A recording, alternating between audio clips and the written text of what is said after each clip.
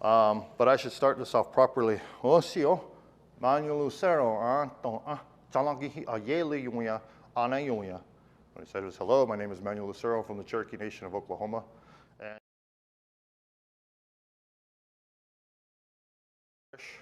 my father is native, which means I love to drink, but I can't handle it. It means everywhere I go, I eat really well, as you can tell. I'm joined today by a lovely young lady who teaches history at ASU. She's Yaqui and Kiowa, and I'm very lucky enough to have married her, and we have 3 beautiful children together. Her name is Nicole Lucero, and she's sitting behind you with the yellow mask on. We're also joined by Irene Stonecipher, who is Chumash, and she's the treasurer of our board of trustees, and she'll be sharing some of her traditional stories with you as well. Chumash Tribe is out of California. They're the coastal people. The California life was so abundant that these folks never even had to develop farming because they just got everything from the good Mother Earth and never had to learn to farm. It was just so abundant. In Cherokee, we refer to the California Indians until the gold rush. We refer to them as those that don't wear clothes. Because it's California, they're on the beach. But after the gold rush, we changed that to where they find money.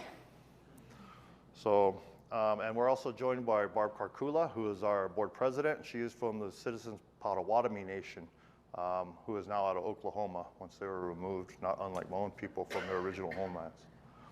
I do want to recognize that no matter what your deed or your lease says, you're on Yavapai land.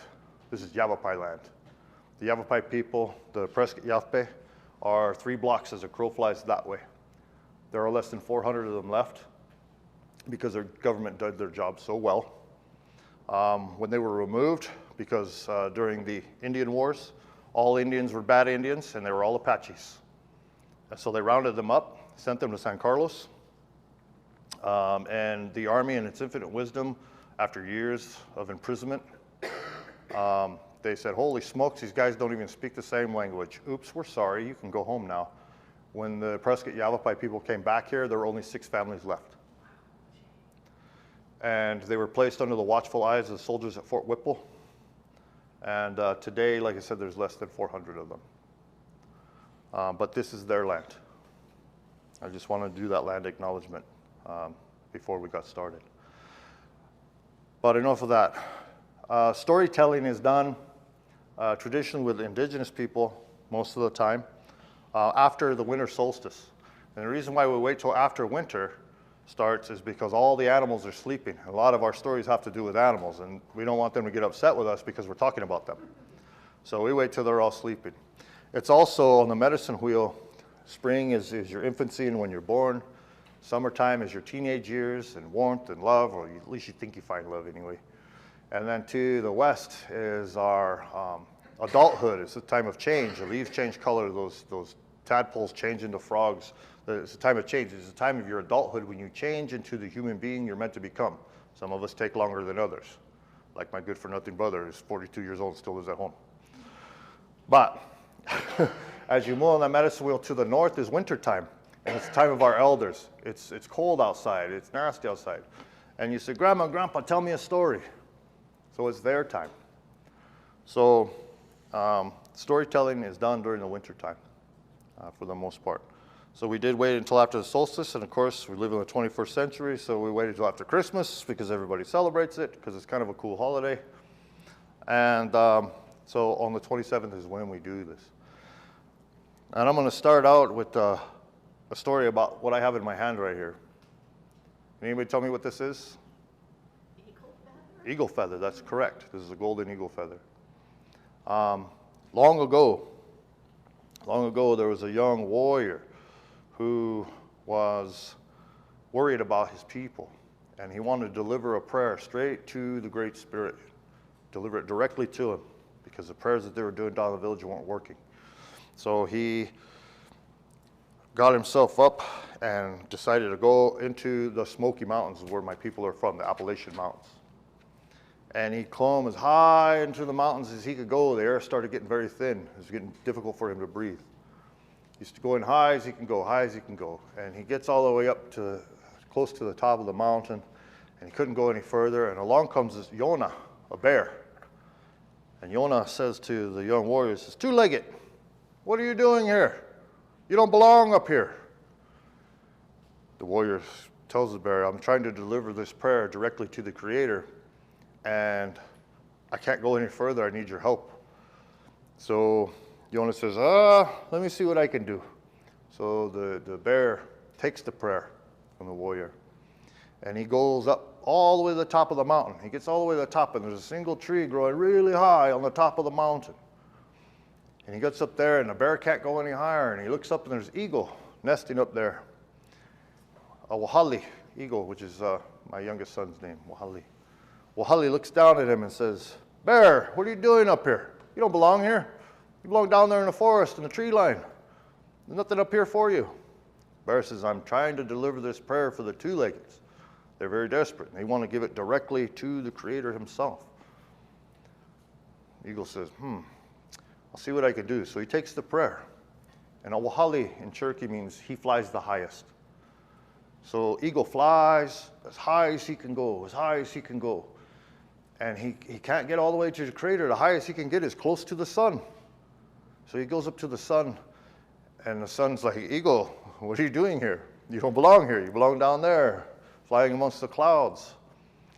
Eagle says, "I know, but this is what's going on. The two-leggeds have this prayer, and I got it from the bear. And the bear gave it to me, and I'm trying to deliver it to the Great Spirit." The sun says, "That's very admirable and honorable. I tell you what, I will deliver the prayer to the Great Spirit. Give me one of your tail feathers." So the eagle reaches back and plucks out the tail feather, and he gives it to the sun. The sun takes it and he kisses it on the end. And that's why it's all black and burnt on the end there, where the sun kissed it.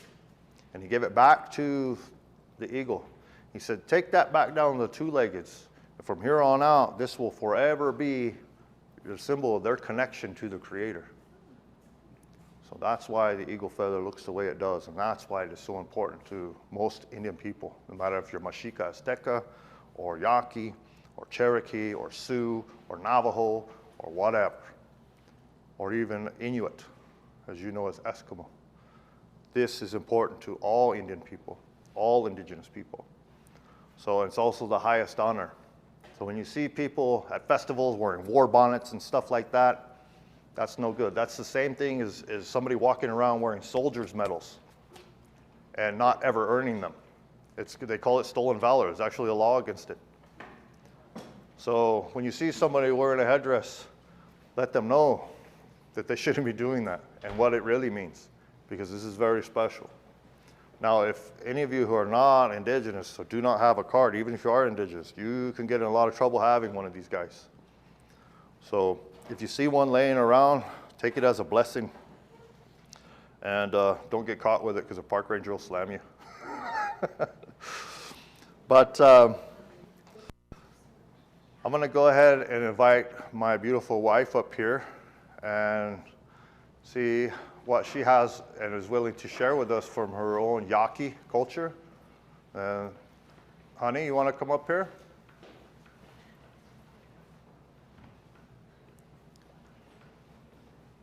For those of you who just joined us, we have homemade cookies and hot apple cider and hot cocoa and coffee in the back. Are we allowed to sit here? Absolutely. You sit wherever you want. All right, honey. The floor is yours. Okay. Wanto, thank you for coming, everybody. Wanto. I thought you were going to break him in a little bit more, though, as far as you showed the story. Okay. No, you got it. You're more entertaining than I am and way prettier. All right, so for my first story, I'm going to try one that I've never told before, so everyone bear with me a little bit. I have a story of two best friends. Now, these two best friends, they liked to joke around a lot. They had very dynamic senses of humor. And one day, they were out hunting. They were hunting, and suddenly, without any warning, or perhaps they just weren't really paying close enough attention, a bear came upon them. This massive, large, black bear snuck up right behind them. Now, these two best friends, by the way, their names were Anoki Ichi and Bali Ichi. So this massive black bear comes sneaking up behind them. Luckily, Anoki Ichi turned around just in time and managed to fire his arrow at the bear just as he reared up, ready to attack. And that arrow flew true, and it flew right into that giant black bear's heart and got the bear before he could attack either Anoki Ichi or Bali Ichi, and shot the bear dead. And the two best friends were so relieved, because they had been seeing their life flash before their very eyes. And so they looked at each other, and they looked at this bear. Now, this bear was gorgeous, and that arrow had shot true, one shot right through the heart. So the bear's hide was still perfectly intact. And they both got an idea. So they decided to skin this bear. They skinned the bear. They kept the meat for themselves to eat, but they kept the hide. And they said, wouldn't it be amusing if we kept this hide and made it into a suit? So they took the hide and they stuffed it full of grass. And then they sewed the hide up, and they left the hide to sit out for a couple of days. So after a couple of days, they removed the grass, and the hide was really stiff. So it looked like it was still a live bear. And so they had this bear suit. And so Bali Ichi got into the bear suit, and they had an instant walking bear. And so the two friends amused themselves by going from pueblo to pueblo, or village to village, with Anoki Ichi carrying or leading the bear by a rope tied around its neck, carrying a big stick, and Bali Ichi inside the bear stick. And they would go from village to village, and Bali Ichi would do all these bear tricks, and Anoki Ichi would act as if he was forcing the bear to do all these funny tricks. And they actually managed to make quite a good amount of money this way. Bali Ichi would perform all of these tricks as a bear, and people would give Anoki Ichi money, and then they would split it up. They decided they weren't going to do any more hunting. They weren't going to do any more work. This is what they were going to do to earn their food from now on. Well, one day they went to the house of a pretty well-off man, and so they did the same thing. Anoki Ichi led in Bali Ichi, the bear, by a rope. And Bali Ichi, bear, started doing his tricks, dancing around, standing up on his two legs. And the wealthy man, the owner of the house, was so impressed. He offered Anoki Ichi, he said, I want to buy this bear. What can I give you to buy this bear from you? And Anoki Ichi said, Oh no, I've had this bear since he was a little cub. There's no way I can give him away. The wealthy man said, I really want this bear. You must let me have him. How much money can I offer you? Anoki Ichi said, you don't understand. This is how I earn my living. If I sell him to you. Sure, I will have some money for a little while, but then what will I do after that? Well, the wealthy owner said, I will give you a cart of gold and you can marry one of my beautiful daughters. Anoki Ichi, ooh, he was so tempted. So he turned toward Baliichi Bear, and he leaned towards him, patted his bare head and said, what do you think? Should I sell you to him?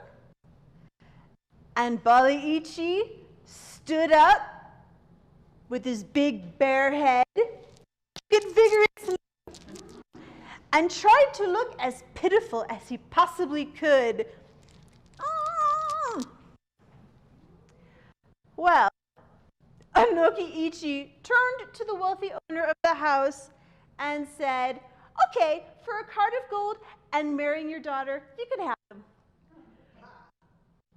Oh, and poor Baliichi, the bear in the bear suit, had to watch his best friend ride away into the sunset with a cart of gold and a very beautiful woman at his side. Poor Baliichi was led by his new owner into a corral with a very, very sturdy fence. And so he was led into this corral, the gate shut behind him, and then Baliichi saw it. A bear in the corral with him. A bear. Oh, he was so scared. Oh, he was terrified. What was he going to do? Because he was not a bear. Here he was in a corral with a bear. Well, this bear was over in the corner, so Baliichi just kind of huddled. Strangely, the other bear didn't really make any movements to him. This other bear stayed in the corner too. And so they both just sat there in their faraway corners for a while. This went on for a good hour. Both bears just staring at each other. And so Baliichi is thinking furiously, I have to do something about this situation. I'm in a corral with a real bear.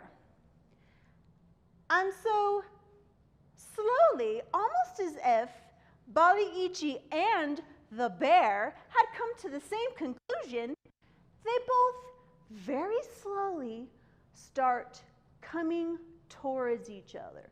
Very, very slowly. Now Baliichi, he is so terrified. He's saying prayers to the Creator under his breath as he does this. He's muttering them under his breath. And as he comes closer to this bear, who is also coming towards him, he pauses to take a breath. And as he pauses to take a breath, he hears a prayer being muttered. And he thinks, wait, I'm not muttering a prayer. And he realizes, that's coming from the other bear. And so the other bear comes to this same conclusion as well, because as it turns out, the other bear was not actually a bear. It was another man in a bear suit, just like Baliichi. So these two bears come together after hearing them both muttering prayers under their breath, after being terrified nearly to death because they had both thought that they were in a corral with a real bear. And so they greet each other. Hello? And the other bear says, hello? Oh no. Then they realize But they had both gotten themselves into the same exact situation, but at least they weren't in danger of being mauled to death by an actual bear. So the two begin to make plans together. Okay, well, we need to keep our owner happy. So they make elaborate plans to battle each other. So they do these bear battles, and the owner is actually quite amused by both of them. They fight each other. It's rather like professional wrestling, right? But this goes on for months. And so imagine months of being stuffed into a bear suit, right? It gets hot and it's sweaty and they felt quite dirty. And so it was late at night, and Buddy says to the other man bear, hey, do you want to take a break? I want to at least get my head out of this bear suit, just for a little while. And the other man bear says, yeah, you know what, that sounds like a great idea. I don't think the owner of the house is around. He won't see. So they both take off the bear head. And so you see two half bears, bear from the neck down, man from the head up, sitting down, just chatting away, taking a little break from their bearscapades. Unfortunately for both of them, at that moment, the owner of the house comes out and he sees these two half bears just sitting, chatting together.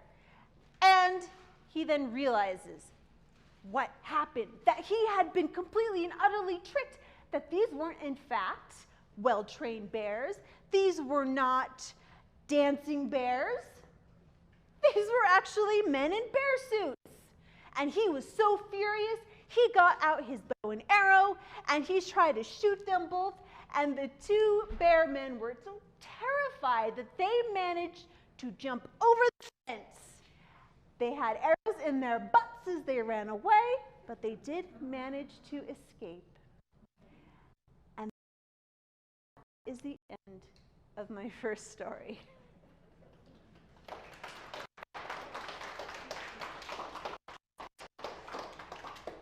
Another one, or? You can actually need a drink. So. Okay. Yeah. All right. Okay, well done, Nikki. Thank you. No, I haven't heard that one before either. You can make a whole sitcom out of that. So, as I was telling you before, Mr. Gary Keene usually comes here, and he's one of our former storytellers. But he couldn't make it due to the vid. So I'm going to share one of his stories. It's one of my favorites. How many of you guys have ever watched Warner Brother cartoons? Right? Everybody. Do you know that just like the land you're sitting on, they stole those too? Coyote and Roadrunner. The coyote's always doing everything outside of the box to try to accomplish a simple goal, right? To catch the Roadrunner. He's got the Acme rocket skates, he's got the Batman suit, he's doing all the things, everything except what you're literally supposed to do. That's the coyote. Now, back east in the eastern woodlands, particularly in the southeast, the rabbit, he's our trickster. And he doesn't do like coyote though. He always comes out ahead. But he will dress in other people's clothes and pretend to be someone else. You know him as Bugs Bunny. Oh, wow. That's right. So, in honor of Gary Keene, I'm going to tell a coyote story, and then I'm going to tell a rabbit story from my own people. So, coyote, as you've seen him in your own driveways, knocking over garbage cans, looking for food, this guy's always hungry, and he's always skinny, and he's always sniffing around for something to eat, right? That drives him with everything, is something to eat. So coyote is going around, sniffing, looking for food, and all of a sudden, he sees this star go and stick in the sky. He's thinking, what the heck is that? And stomach rumbles, oh yeah, I'm looking for food, I'm looking for food. And he goes sniffing around, sniffing, and next thing you know, he kind of looks up and another star sticks in the sky. He thought, that's weird. Started going up. That's crazy. Whatever, I'm hungry. Sniffing around, he's looking for food. He comes up to this knoll, this hill, and flash! In the sky, the star goes. Cody says, what the heck is coming from the top of that hill? Well, I'll look around for food around this hill. Maybe I can see what's going on at the same time, you know. So he goes around and he's sniffing, and he makes his way to the top of the hill, and he sees from a distance, you know, Coyote never gets too close. He's always watching from a distance, you know. And he sees this old man with a blanket. The old man sitting there, and on this blanket, there's a pile of stars, glowing brightly. Coyote's like, what's going on? The old man reaches down, takes one of the stars, looks at it, picks his spot, launches it, and the star goes exactly where it's supposed to go. Coyote's like, wow, that's kind of cool. Oh, his stomach growls again, but I'm still hungry, so I'm gonna look around. And he goes around the other side of the hill.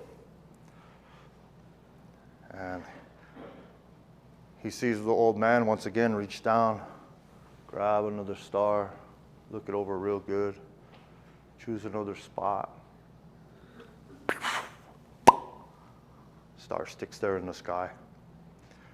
Coyote's like, I want to try that. So he creeps up the hill and he says, old man, what are you doing? The old man says to him, go away, I'm busy. I can't be bothered with the likes of you. Coyote's like, but what are you doing? He said, I told you, go away. I'm too busy to be messing with you. Go on now. Old man takes a rock, chucks it at Coyote, runs away. Old man reaches back down, concentrating real hard. Another star. Sticks right where it's supposed to. So Coyote circles back around. He's like, I want to try that. I want to try that. So he makes a bunch of noise in the bushes. And the old man gets up, what's going on, you know? And he goes back and looks to the bushes down on the side of the hill. And Coyote runs around, grabs hold of the blanket, picks the blanket up and goes, and all the stars go up in there. And that's why when you look at the stars at night, some are placed right where they're supposed to be, and the rest are just all over hell.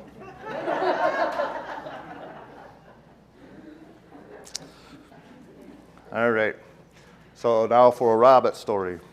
As I say, the trickster for us is Rabbit. And he's a pretty smart guy. He and the other animals were getting sick and tired of possum. You guys ever see a possum before? They're ugly. Yeah? They're ugly. Their tail's all ratted, it's so skinny. They're ugly, right? It didn't used to be that way. Way back when the animals still chose to speak with us and things, before we became too hot and ruined that. The possum used to have the most beautiful tail of all the animals. You know, you got a squirrel, cute little fluffy thing, you know? Nothing on this guy. The fox, red with the white tip, beautiful. Nothing on this guy. Possum had a beautiful tail. Problem is, he knew it. And he made sure everybody else knew it too. So he's very, very arrogant that way. So I told this story one time to my daughter. We were at a powwow right over here at Watson Lake. And she had just gotten her jingle dress dance, or jingle dress. Now the jingle dress dance is a healing dance. It's very special. And you have to be given that medicine to do. So a young lady would be given that medicine from a family that has it to give. And the dress would be made for her. And she'd be dressed out, and the women bring her out into the circle and present her to the community as a jingle dress dancer. It's very, very special. So my daughter was out there. We come back to our camp. We're going to have some lunch and stuff. And she said, Dad, you see me out there dancing? I said, yeah, babe, it's beautiful. Thank you for your prayers and everything. That's so beautiful. She goes, yeah, I was rocking it. Yeah? So I told her this story. So all the animals are really getting sick and tired of hearing Possum bragging all the time about how beautiful his tail is, you know, kind of rubbing it in their faces. And so the animals got together, were talking about it.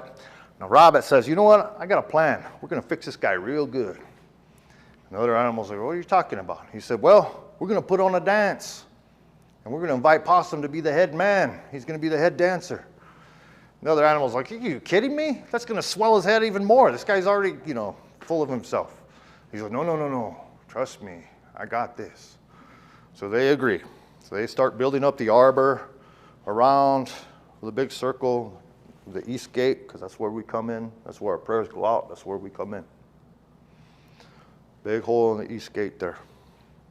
And while they're building up the arbor, the rabbit goes to Possum. And he finds him over by the creek, looking at himself in a reflection of the water. He's combing his tail out like this, looking at himself, you know. And Rabbit says, hey, Possum, we're going to put on a dance. And oh, Sandy, are you okay? Sorry. It's all right. Buddy, yay. So Rabbit says, Possum, we're going to put on a dance and we want you to be the head man. And Possum's like, well, of course you do. I'm gorgeous, right? He's like, yeah, but first, let me take you over here to Moon Cricket. We're going to put some special juices and berries and like a conditioner in your tail. That way it's more beautiful than it already is. Possum says, yeah, I like that. That's a good idea. So Rabbit takes him over to the cricket, and the Possum lays down, the cricket's massaging him and singing chirp, chirp, chirp. And so Rabbit joins in and starts singing him a good lullaby. And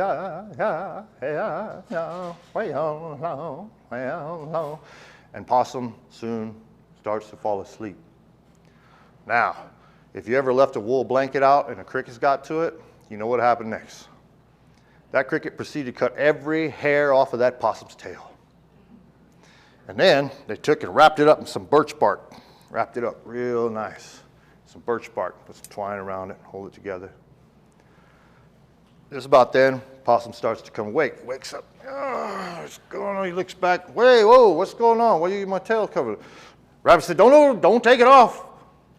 We put berries and stuff in there as a conditioner. It's good medicine. What we want you to do is come through that east gate and make that first round around the circle as you're dancing. Reach back and unfurl your tail out in front of everyone, and they will all be astonished by the beauty of your tail. Possum's like, that's a good idea. So he does. And they start to dance, and the drums are going. And Possum starts dancing, you know, and he's moving, he's dancing real good, you know, he's doing his thing. And all the people whisper, oh my God, he's got birch bark on his tail. What's going on? What's happening? And Possum makes his way all the way around to the east gate again. And when he gets back there, he reaches back and he unfurls that birch bark off, boom! And he's really strutting because he knows he looks good, right? So he's getting it. And there's gas from the crowd. Oh. And he's like, oh yeah, baby, this is nice, you know. So he's going. And when he gets about halfway around, those gasps turned into chuckles. And chuckles turn into laughter. And all the animals are snickering and giggling at him and laughing. And he's thinking, what's going on? Somebody must be messing up behind me. So he looks back and he sees that stringy, ratted out thing he's got for a tail. He got so embarrassed, he fell over and pretended like he was dead. And the possum does that now. Whenever you've seen his tail, and he knows you've seen it, he'll pretend like he's dead. And that's how the possum got his tail that way. So, oh, where's Irene? There she is. Irene, are you about ready to share a story with us? Grandma Irene is a Chumash elder. You want to sit down? I'm going to do this. Okay. Okay. Welcome. My name is Irene. Thank you, guys. Daniel's right. I am Chumash, which is Central California. Basically from Malibu up to San Juan Bautista. Yes, Malibu is ours. I think it's important to note, what are we doing here? I think it's important to note that these are stories, but they go far beyond that because these stories were used to teach the children how to behave, how to grow up, what things meant. So they're far more than just a story you would see in a book. My particular generation was not privy to very much of this. I did not grow up on a reservation. I had no connection to my native side. It was a time and a place where you weren't proud to be a native, and you certainly didn't own up to it. It's the way it was during that time. Basically a result of Chumash were hunters and gatherers, very closely related to the sea, the ocean, the sky, and the land. And they lived a wonderful life that basically all they did was trade what they had. They didn't have to do much else. And that went on until the missionaries came in. And then they turned this very peaceful group of people into what they call missionary Indians. And they turned them basically into slaves. In a matter of time, they had decimated 90% of the population. So we work real hard to try and regain some of that. These, I'm actually going to read to you, and the reason I'm going to read to you is because I did not grow up with these. They are not normal, natural for me just to tell you a story like you would tell your kids about Hansel and Gretel or Little Red Riding Hood. So these that I have here, I'm learning right along with you, okay? I have a favorite one that I'm going to read, but these I'm going to tell you about right here, I just happened to discover. And so you and I will learn about these things together if you don't mind. These are what they call Chumash Sky Stories. Okay, the sparks of the sun. The sun carries a torch of tightly rolled bark to light the world. After his daily journey across the sky, he snaps his torch to throw sparks, which are stars. So in case you were wondering how that came about, that's how it came about. And I will say this, we actually believe that. The boys who turned to yeast, okay? I thought this one was very interesting. Long ago, when animals were people, there was a little boy whose mother and stepfather wouldn't give him anything to eat, though there was plenty for themselves. So the boys went off to find his own food and met another boy who was also abandoned.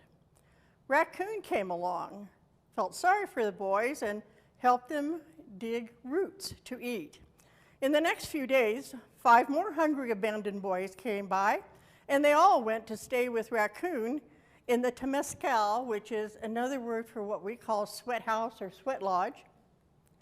Finally, they decided to go north and take Raccoon with them. So they sprinkled themselves with goose down and sang songs. For 3 days, they went around the Temescal singing and rising higher and higher off the ground. But Raccoon couldn't fly even though he was covered with goose feathers.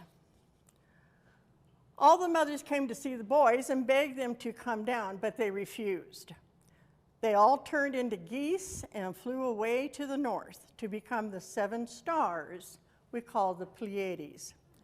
And when geese cry, think about this, they sound like little boys. The 3 worlds. There is this world in which we live, but there is also one above us and one below us. You'll find this 3-world concept pretty consistent through a lot of Native Americans. Now, and keep in mind, they had no communication other than one tribe to another, but nobody from the West Coast was calling anybody from the East Coast. But in a lot of these stories, you will hear the same thread with animals, birds, worlds. If you listen, you'll hear it. There are two serpents that hold our world up from below. When they are tired, they move, and that causes earthquakes. The world above is sustained by the great eagle. He never moves. He is always in the same spot. When he gets tired of sustaining the upper world, he stretches his wings a little, and this causes the phases of the moon. When there is an eclipse of the moon, it is because his wings cover it completely. And the water in the springs and the streams of the earth is the urine of many frogs who live in it. Who knew, right? The making of man. And this will lead me into another favorite story. The Sky Coyote, Sun, Moon, Morning Star, and Eagle were discussing how they were going to make man. Eagle and Sky Coyote, I have a little Swiss friend who calls coyotes Quixote, so I am always I'm mixing her language up with ours. Sky Coyote kept arguing about whether or not the new people should have hands like the coyotes. Coyote said that all people in this world should be in his image, since they had the finest hands. Lizard was also there, but he just listened night after night and said nothing. At last, Coyote won the argument, and it was agreed that people would have paws just like him. The next day, they all gathered around a beautiful white rock that was there in the sky. It was so fine and smooth on top that whatever touched it left an exact print. Coyote was just about to stamp his paw down on the rock when Lizard, who had been standing silently just behind him, quickly reached out and pressed his own perfect hand onto the rock. Coyote was furious and wanted to kill Lizard, but Lizard ran down into a deep crack and escaped. Since Eagle and Sun approved of what the Lizard had done, Coyote couldn't do anything about it. If Lizard had not made his print, we might have paws like a coyote. So the lizard is just as wily as the coyote. And if you have lizards, which we do have a lot of them around here, you know how quick and fast they can be. So this story always made perfect sense to me. This is the Rainbow Bridge. This is our creation story. This is, I did kind of grow up with this one, okay? And it's a lovely story. On the island of Lamu, which if any of you are familiar with Santa Barbara or the Central Coast, there is a chain of islands. They call them the Channel Islands off to the west. This is what we're referring to because we believe that's where we came from.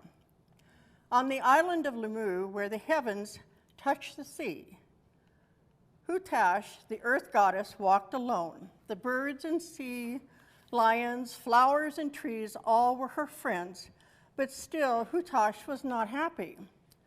The earth goddess longed to share her island home with people made in her own image.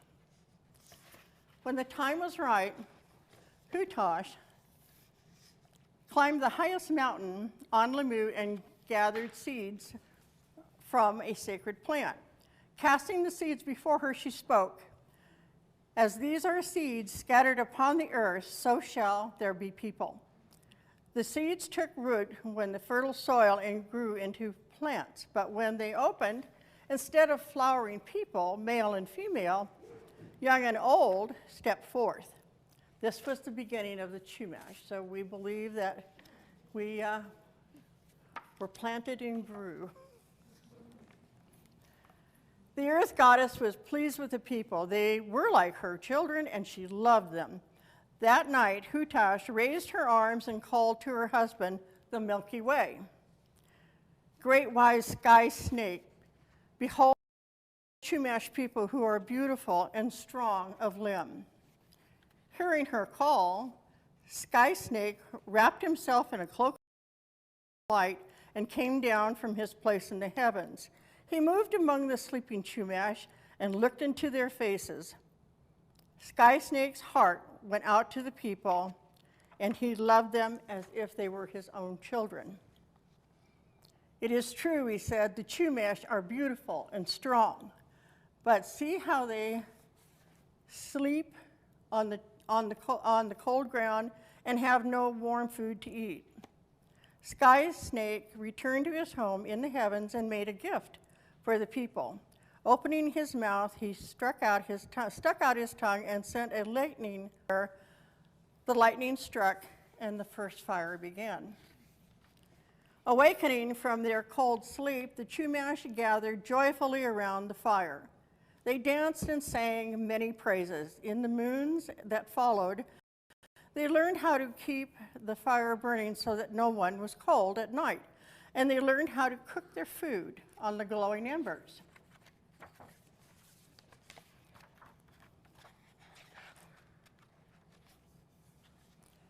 Now the Chumash grew in numbers until the village became busy and crowded, but once again, Hutash was not happy.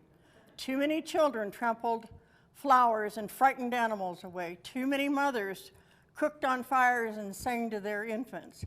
Too many fathers chanted and danced into the night. The earth goddess could not sleep. Her eyes were red and swollen. Her head throbbed from so much noise. Something had to be done. Hutash entered the village to talk to the Chumash people, but one after another, they would not listen. Everyone was too loud and too busy. "Aye," the goddess cried, "what am I to do?" In the shade of a hut, a boy and a girl were quietly weaving baskets. The two friends recognized the goddess and saw that she was weary, so they invited her in. The girl offered the goddess a bowl of acorn porridge. The boy filled a seashell with spring water and set it before her. Hutash tasted the porridge and then spoke. "Tell the people that Lamu has grown crowded. In 3 days, half of you must leave and go to the land across the water, where half of you may stay on my island." The land across the water, in case you're wondering, everybody believes that was Santa Barbara. So they believe they walked over to Santa Barbara. Although he was frightened, the boy spoke up. "How can our people cross the ocean? The other land is far away. They will drown." Hutash finished her porridge, drank the spring water, then wiped her lips.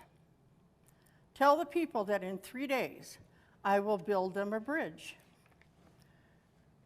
Those who have chosen to leave will cross over the water on the bridge."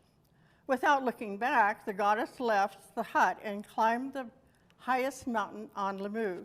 When the boy and the girl showed their people the bowl Hutash had eaten from and the seashell from which she had quenched her thirst, the Chumash listened.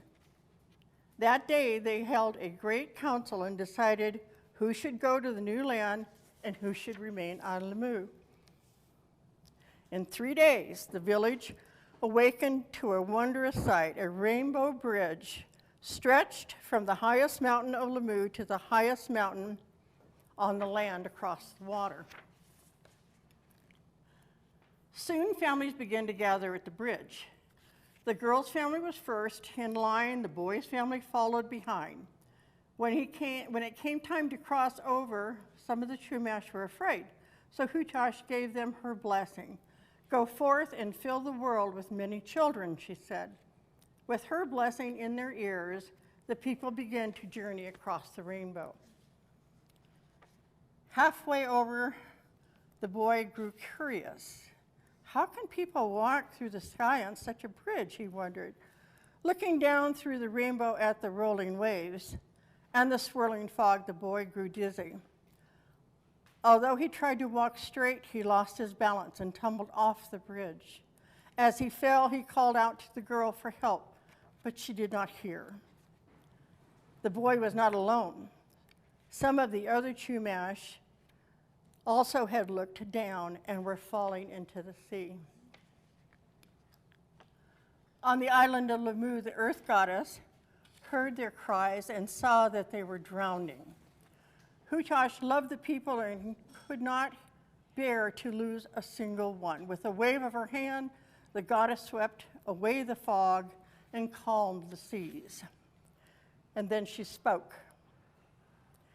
As there are people who walk upon the land, so shall there be people who swim in the ocean. With that, Chumash turned the drowning Chumash into dolphins, and they were saved. As the last person stepped off the bridge onto the new land, the earth goddess pursed her lips and blew into the sky. The rainbow bridge disappeared. Chumash looked about her and was pleased. Peace and happiness had returned to the island of Lamu. But all was not well on the new land. At the foot of the bridge, the girl waited in vain for her friend. When the rainbow bridge disappeared, she knew he had fallen into the ocean and she feared he was drowning. Bitter tears fell from the girl's eyes as she ran down the mountain, across the beach, and dove into the sea. She called out to her friend, hoping he would hear, but the boy was nowhere in sight. Then, from all sides, rising out of the waves, dolphins, male and female, young and old, surrounded the swimming girl, jumping into the air. The dolphins called each other in their whistling tones. One young dolphin, then what the Chumash under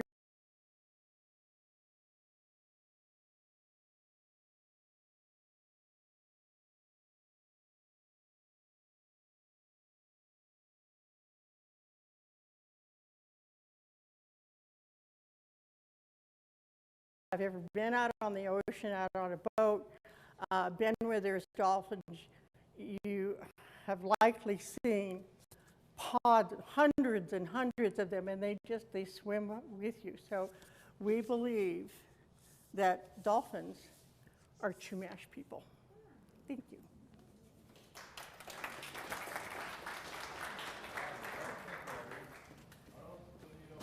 That dolphins, being in different parts of the world, have different languages.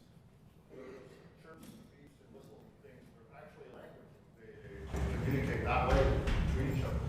And dolphins in Iceland cannot communicate with dolphins from California because they have different languages just like we do. So I think Chumash are right. So, all right, more stories. Jeez. How about a love story? Okay. Long ago, talking about the first man to come out to great country and said, Kanati, sailors were living out their honeymoon time. And everything was great. They're all lovey-dovey and whatnot, but just like any couple, they got into an argument. Yeah. And they're arguing back and forth, and one starts saying something that makes it hurts the other's feelings and so on.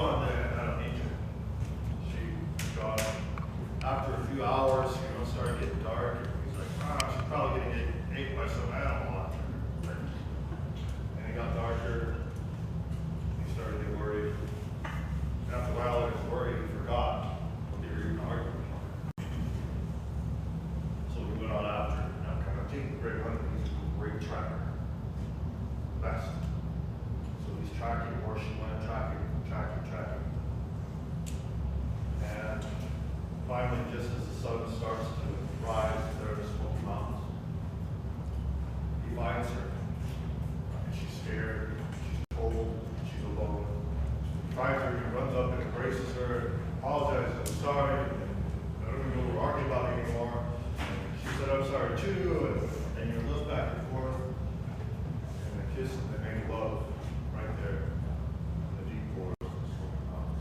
And in that spot where they made love is the first patch where wild strawberries. And if you look at a strawberry, it's like a little heart.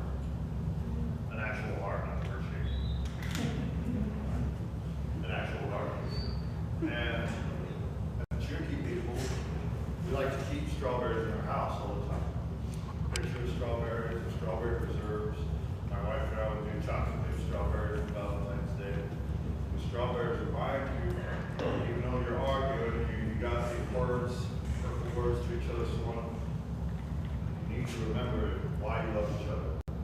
And you do love each other. And that not to let those arguments and things get ahead of you.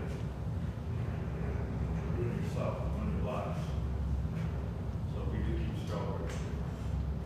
There's another story we have too, and hopefully this inspired a little bit of banter between that I think you have. Around the harvest time, we have up in Cherokee what we call the green corn ceremony. Now, unlike Thanksgiving for y'all, we just kind of eat for a day. My prepare for we would eat for a day, and everybody's happy. You guys drink beer and watch football, and we go to work, right? Green corn ceremony lasts a whole month, a whole moon cycle. She's just getting much better. Remember the strawberries. Our party lasts a whole month, a whole moon cycle. So what happens is everybody gets together to build green corn. This is the first harvest of corn. That's why we call it green corn. The first harvest. What happens to the fire is built, everyone extinguishes the fires, and they go to a mound. To a mound building people. Get the fire out of the mounds and burning since time immemorial. And you relight the fire in your home. You take all your old clothes, throw them away, throw all new clothes, and you party. Party hard. Because you know the winter's coming, it's tough. You do this. And a lot of villages will get together. Kind of like you go to powwows now, where you get all different tribes and you go to some of them. And this young man, this young warrior, he saw, because every night they have a dance, fire going, people get around and dance, social dancing and whatnot, everybody having a good time. He saw this young maiden, never seen before, on the village visiting. She was cute. He was smitten. And he finally worked up the courage because he saw her night after night out there. And the third night that he saw her, he finally worked up the courage to go talk to her. They danced together, had a good time. But he didn't get her name. And he thought, well, I'll see her again.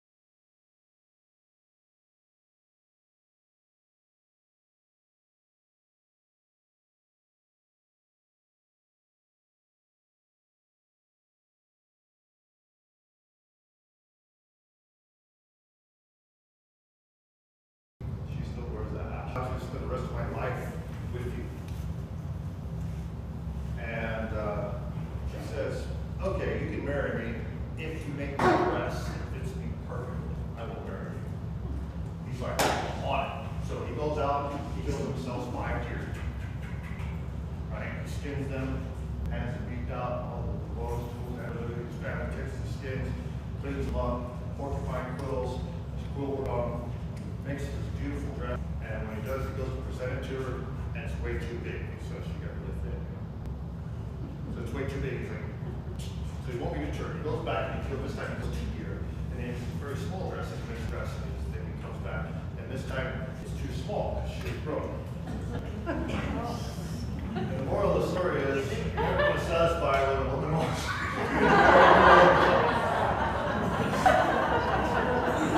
All right, she's making a face. So I'm going to let my wife retort to that one. I'll probably give you a couch, but whatever. We got some laughs.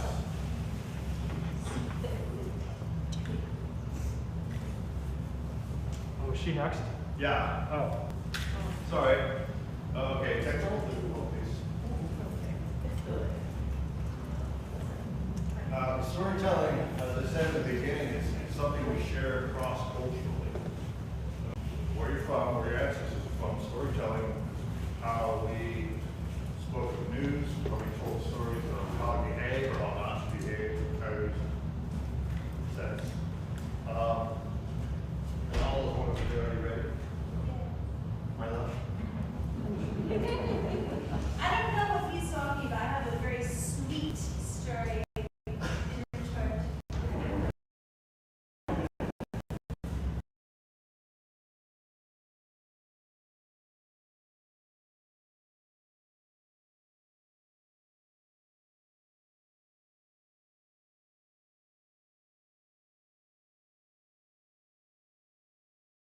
Woman, her name was Sewa. And Sewa lived with her husband and her brother. Now this story takes place during winter time, and it was a very, very tough winter. The fall before, the harvest was a complete failure. The crops had failed. Also, the Mexican army had come through their lands and they had taken all of their animals. So during this winter period, they were starving. They were desperate.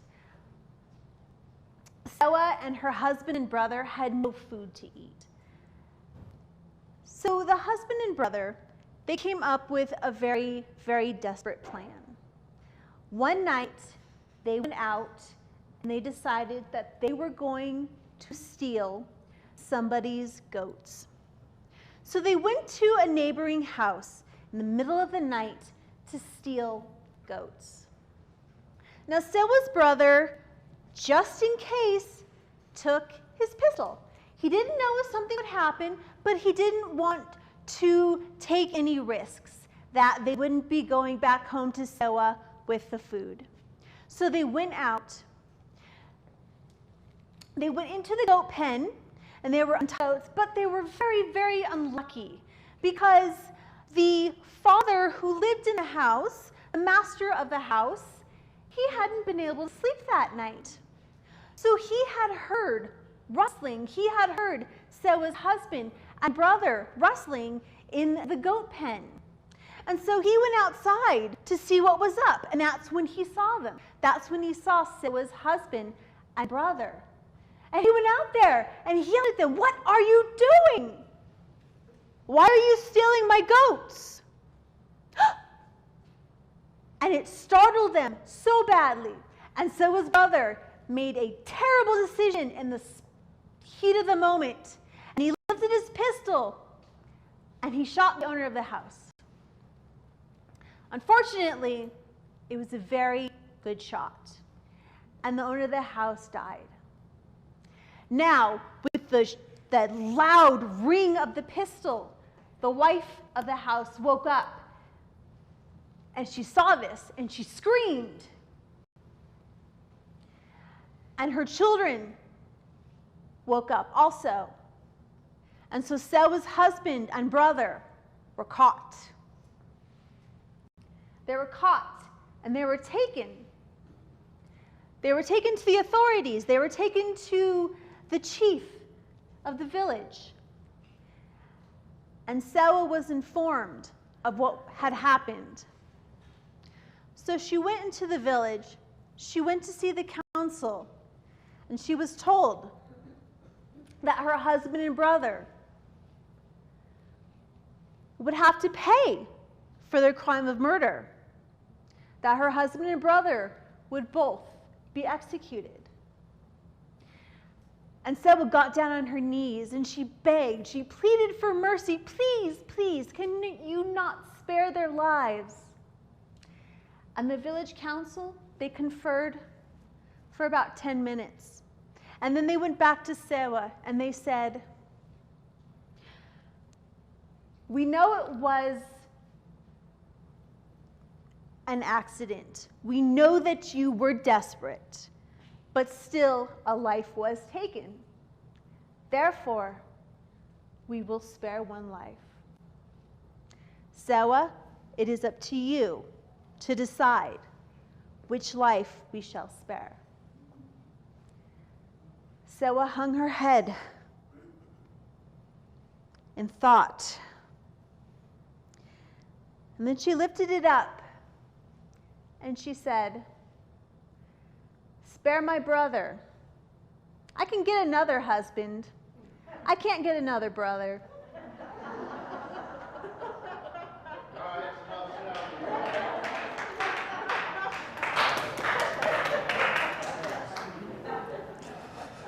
Okay. I have another story. You have another story you want to tell? It's not, it has nothing to do with wives or husbands. I promise. I shared a really nice one first. Okay. Actually, this story is about a very sad, pathetic little bird named Coo. Poor Coo bird had no feathers. He had no feathers. He was completely naked. So not only did he look hideously ugly with no feathers, but this was also winter time. So he was so cold, poor Coo bird. He felt so ugly and he was freezing to death. So one day, Owl was flying by and he happened upon Coo bird, just shivering and sobbing in complete misery. And so Owl asked Coo, what's wrong? And Coo said, what do you think's wrong? Look at me. I have no feathers. I'm naked and I'm so cold. And Owl felt so bad for poor Coo. And Coo bird looked at Owl. He looked at Owl's big fluffy feathers and he was so jealous. Coo said, do you think I could just have a couple of your feathers, please? Maybe just like one or two. I'm so cold. Like a couple feathers would make me feel warmer. Owl felt so bad. He said, you know what? I'm going to try to help you even a little bit more. I'm going to ask other birds if maybe they will lend you some feathers too. Maybe I can get you more feathers so you can have a full coat. Wouldn't that be great? And Coo said, oh yes, please, please, please. So Owl flew off and he asked the birds in the area, hey guys, I know this really sad, pathetic little bird named Coo. He's totally naked, he's freezing, and guys, he looks really funny too. You think you can lend him a feather? And the birds were, I don't know. I mean, I like my feathers. I don't want to get rid of them. So they were really unsure. The bird said, okay, you know what? We got to see this guy for ourselves. So all the birds in the area, they came flying in to see poor, sad, little naked, shivering Coo bird. And they beheld his poor patheticness. And they were stunned, all the birds. Oh my goodness, look at him. He looks he's hideous. He's just shivering to death. Every bird that came to see Ku, they all gave him a feather. He looked so sad. Every single bird gave him a feather. So Ku, he had this beautiful coat of feathers in like all these colors. He was gorgeous. Big fluffy coat. It was like 1,000 colors from all the birds. And Owl said to Ku, you got to see yourself. So Owl led Ku over to a pond so he could see. And Ku looked down at his reflection. Oh my gosh, I'm gorgeous. Ooh, look at me. Ooh, wow. And he's turning himself this way and that.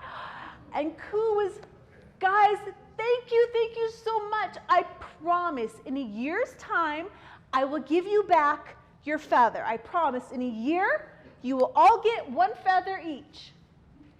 And Ku was so excited, he just flew off, woo, in his brand new coat. So a year later, Owl flies back to the spot to meet Ku, because Ku's supposed to give back all those feathers, just like he promised.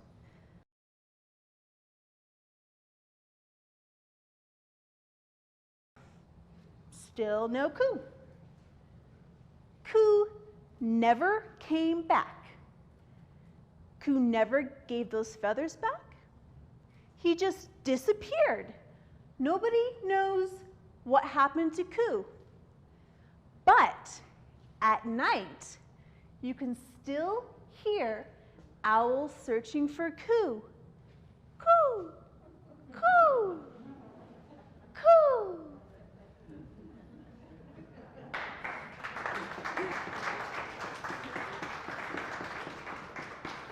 That was really cute, honey. Thank you.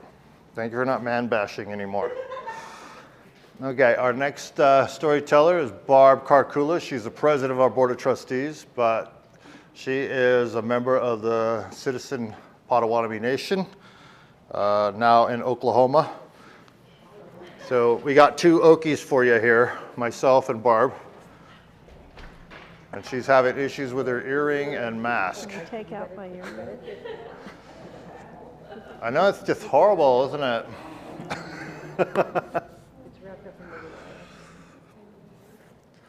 Who's enjoying these storytellings so far? Thank you. Thank you. A bit smaller this year, but we kind of figured that. Folks aren't ready to gather up just yet, and I'm glad that we got a crowd that we can disperse out and nobody gets sick. Well, fortunately, my wardrobe malfunction was only an earring. Only an earring, yes. Not a Super Bowl mistake, is it? No. No. Well, as Emmanuel said, my name is Barb Carcula, and I'm a member of the Citizen Potawatomi Nation from Oklahoma. And I have to echo what Irene had said when she was talking about, my dad was Potawatomi, my mom was white, kind of a blend of English and German and, you know, the typical white immigrant blend. And they grew up in a little town outside of Topeka, Kansas. My mom's parents were farmers, and my dad's parents lived on a reservation outside of town. And anyway, they wound up getting married, and the tribe sent my dad to Parks Business School for 1 year so he could learn some business. And so he came out of Parks Business School, and he got a job with the Bureau of Indian Affairs. So shortly after that, we moved to White River, Arizona, which is mainly where I grew up, on the Fort Apache Indian Reservation. But my dad, as Irene said, you know, he never talked about things because it wasn't cool to be Native. You just really didn't talk about it. And in fact, my mom, twice now, including at this Christmas dinner, she told all of us that she wished my dad would have lived to see their 50th high school reunion. and he passed some years ago. She said, I would have tried to talk him into going because I want those people to know he wasn't another dirty Indian. And that's what people thought back then. So I didn't have a lot of stories passed down. My grandma, when I was real little, she would take me to powwows, and I just found out as I was studying some online language courses for Potawatomi that some of the things she taught me were actually words in Potawatomi, which I didn't realize that at the time because I was a little kid. But fortunately, our tribe has a very robust language program. They have, we just did a Storytellers event online with a few Potawatomis, so I'm going to tell you a couple stories. A long time ago, not everybody had fire. And one winter, which was just so cold, it was freezing, we had feet and feet and feet of snow. Whiskey, who is original man, and his grandma, they were in their home, and they were freezing. They were just freezing. They put on every robe they had, they put on every blanket they had, and they were still just freezing. They were shivering, and they were so cold. And Whiskey finally said, Grandma, that old man down the road, he has fire. I'm going to go ask him if he'll share some of his fire. And Grandma said, you know, that old man down there, he is so stingy. He won't give you any fire. He never helps anybody. And Whiskey said, nope, I know. I can go ask him. I can talk to him. He'll listen to me. And Grandma's like, no, he won't. He doesn't even let people in his house. You'll never get fire. But Whiskey insisted, and so he goes out into the snow. So during his trek to the neighbor's house, he has to formulate a plan. Okay, what am I going to do? This guy hates everybody. How am I ever going to get in his house to get some fire? What am I going to do? So he transformed himself into a wabozo. And wabozo is the Potawatomi word for rabbit. And even now, my husband and I will walk the dogs, and he'll go, oh, look at that wabozo over there.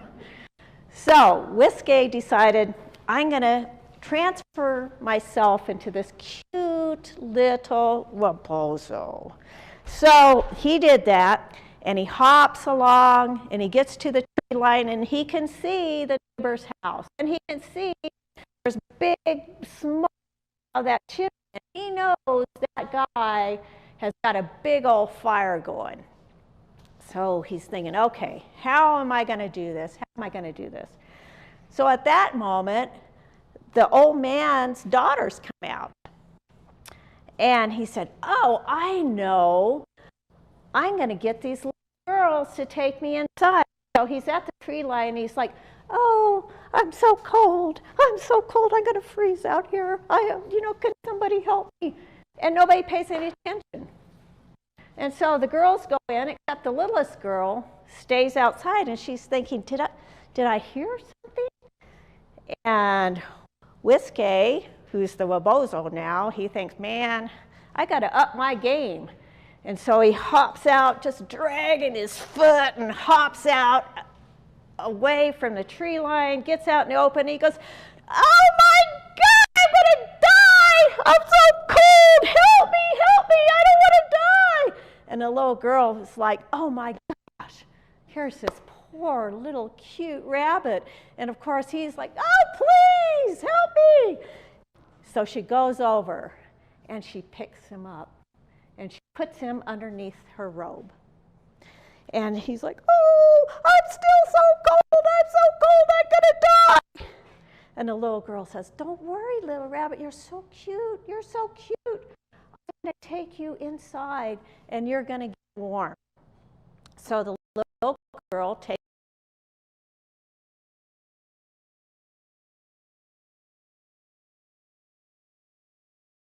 you have under there.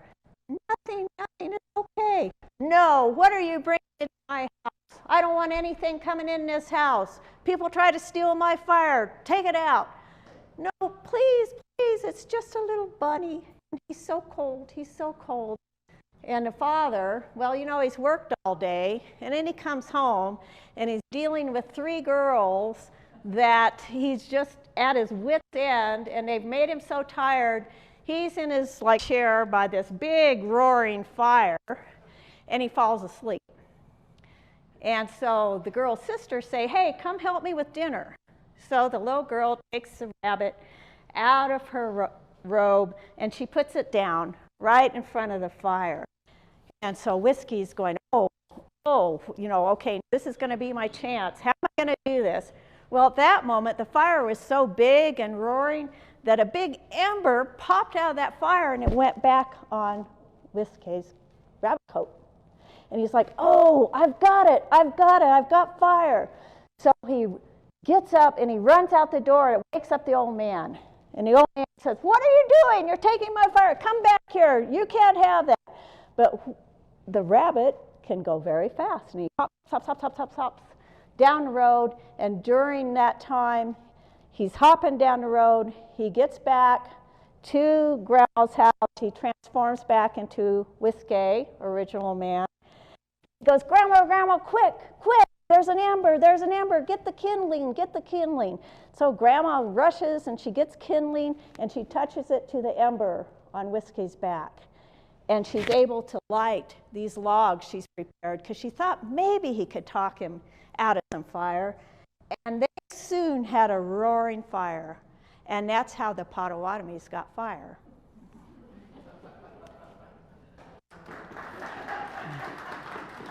So,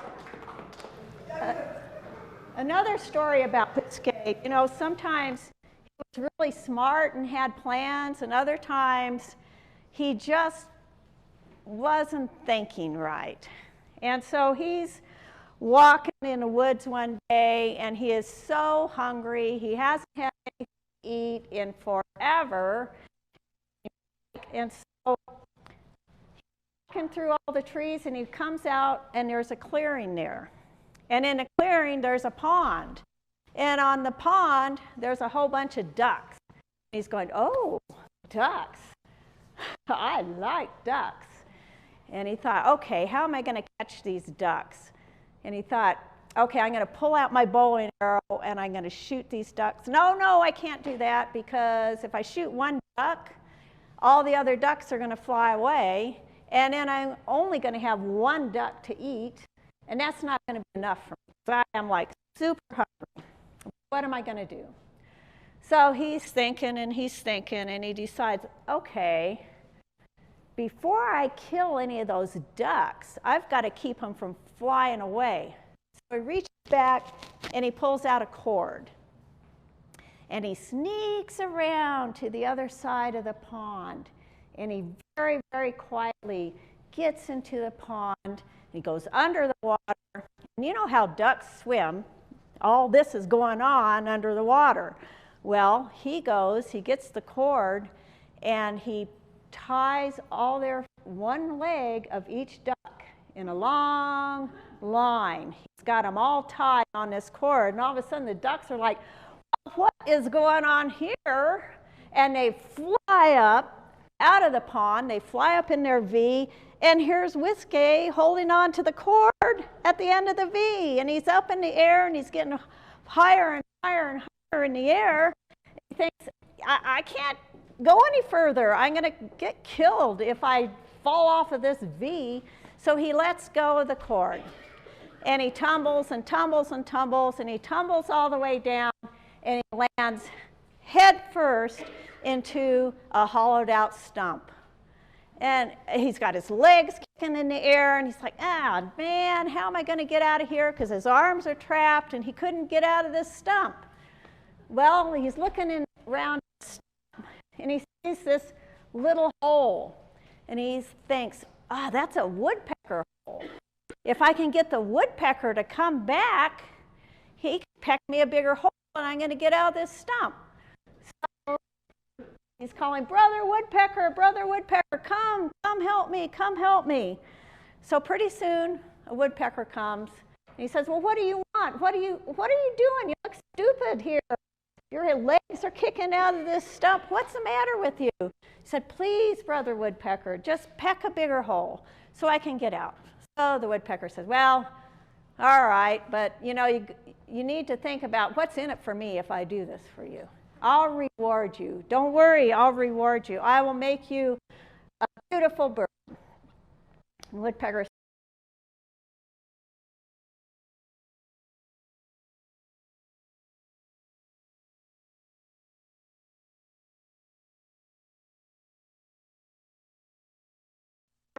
here. So he pulls out there and gives it to the woodpecker. He said, now, woodpecker, you're as beautiful as I am. And the woodpecker said, well, you know, I kind of like this red head. But woodpecker got his red head.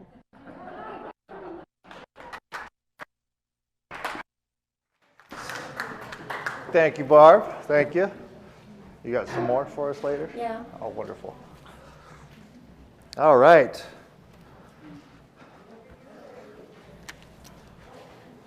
I'm going to share with you now, and those of you who have been to Storytellers before, you'll find that we tell these same stories a lot over and over again. Traditionally, that's how we learn the stories, by hearing aunt and uncle, grandma and grandpa tell these stories over and over and over again. And they're always told the same way, with the same words. And that's how we kept our history, that's how we kept our do's and don'ts, our morals, all those things. And you got to think, too, that there was this program on the History Channel called History Detectives. And on one of the episodes, they went to Bighorn. Or was it Custer's Last Stand? It was Custer's Last Stand. A good one. It was a good battle. Of course, they called it a massacre in the history books, but it was a battle. And as you well know, Custer lost his tail, right? He lost big time. Well, they went over the reports as historians from the United States Army and read those reports. And then they went out and did field research, archaeological research with metal detectors and so on, looking for the brass from the soldiers' rifles, digging up arrowheads, things like that, finding where these battles and small skirmishes during the battle happened. Had another group of anthropologists and historians go and speak to the Lakota elders who were descendants of those people. And just like you're hearing now, these kids, up until now they're 102 years old, were hearing these stories growing up every winter.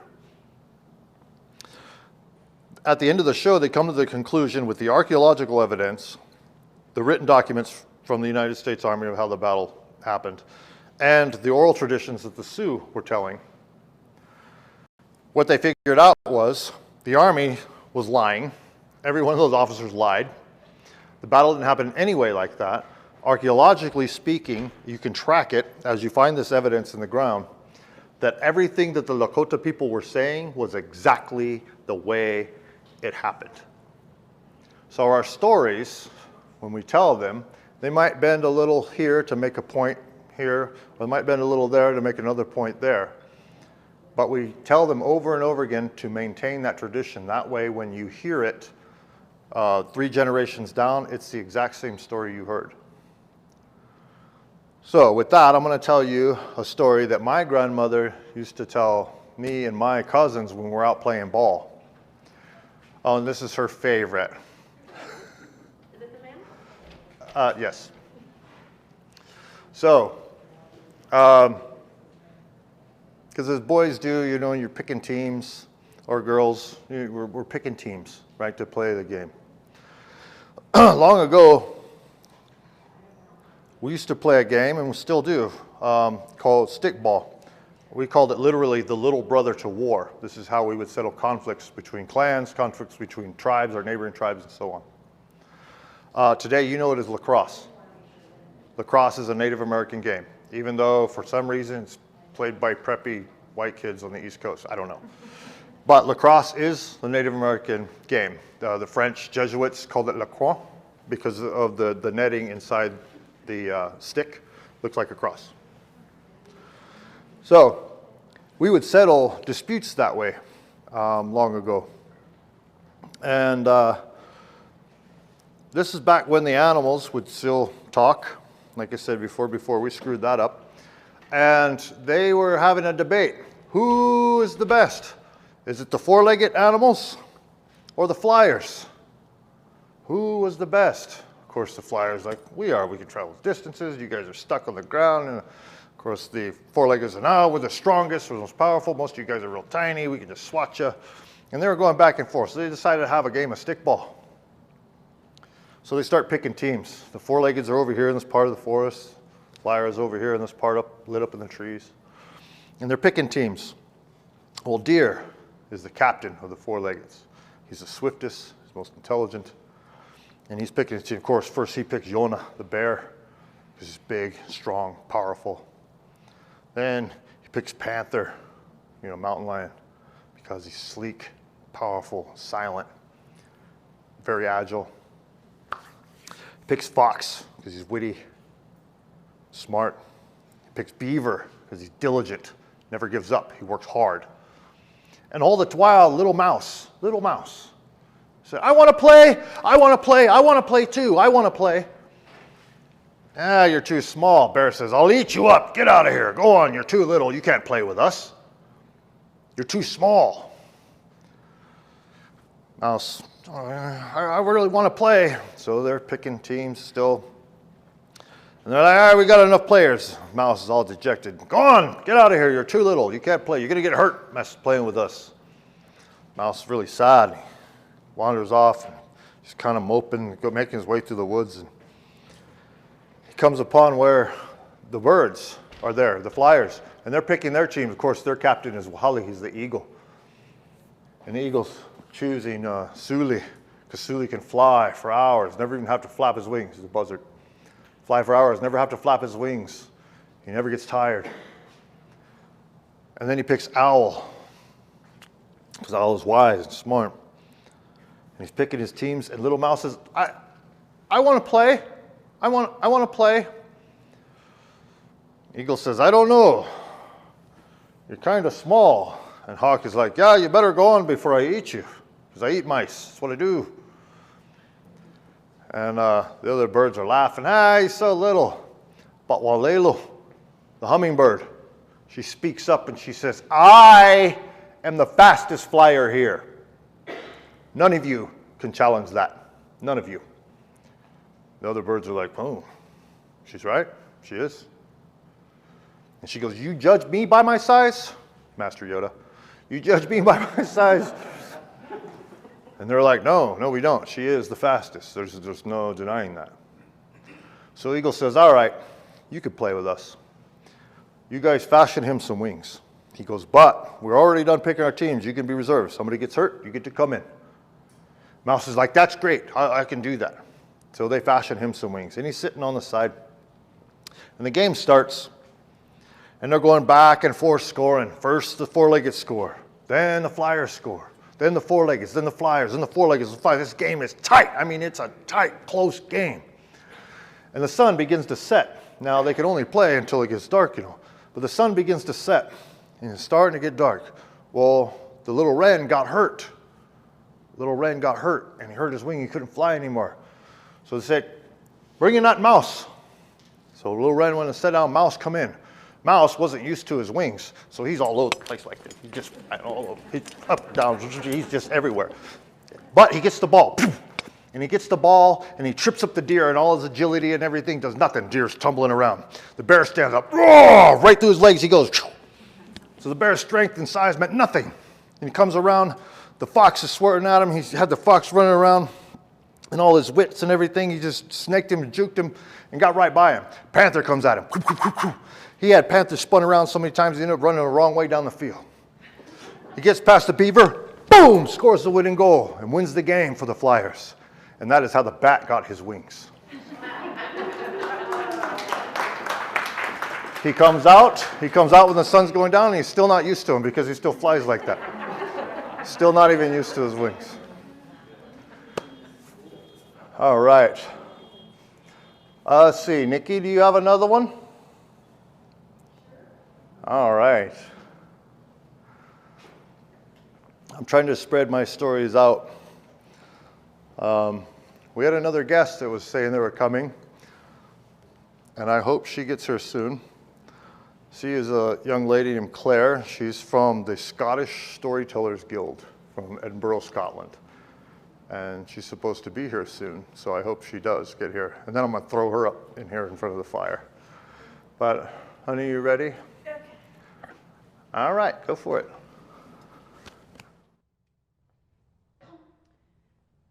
So the Yaqui homelands they're in Mexico. They're on the coast of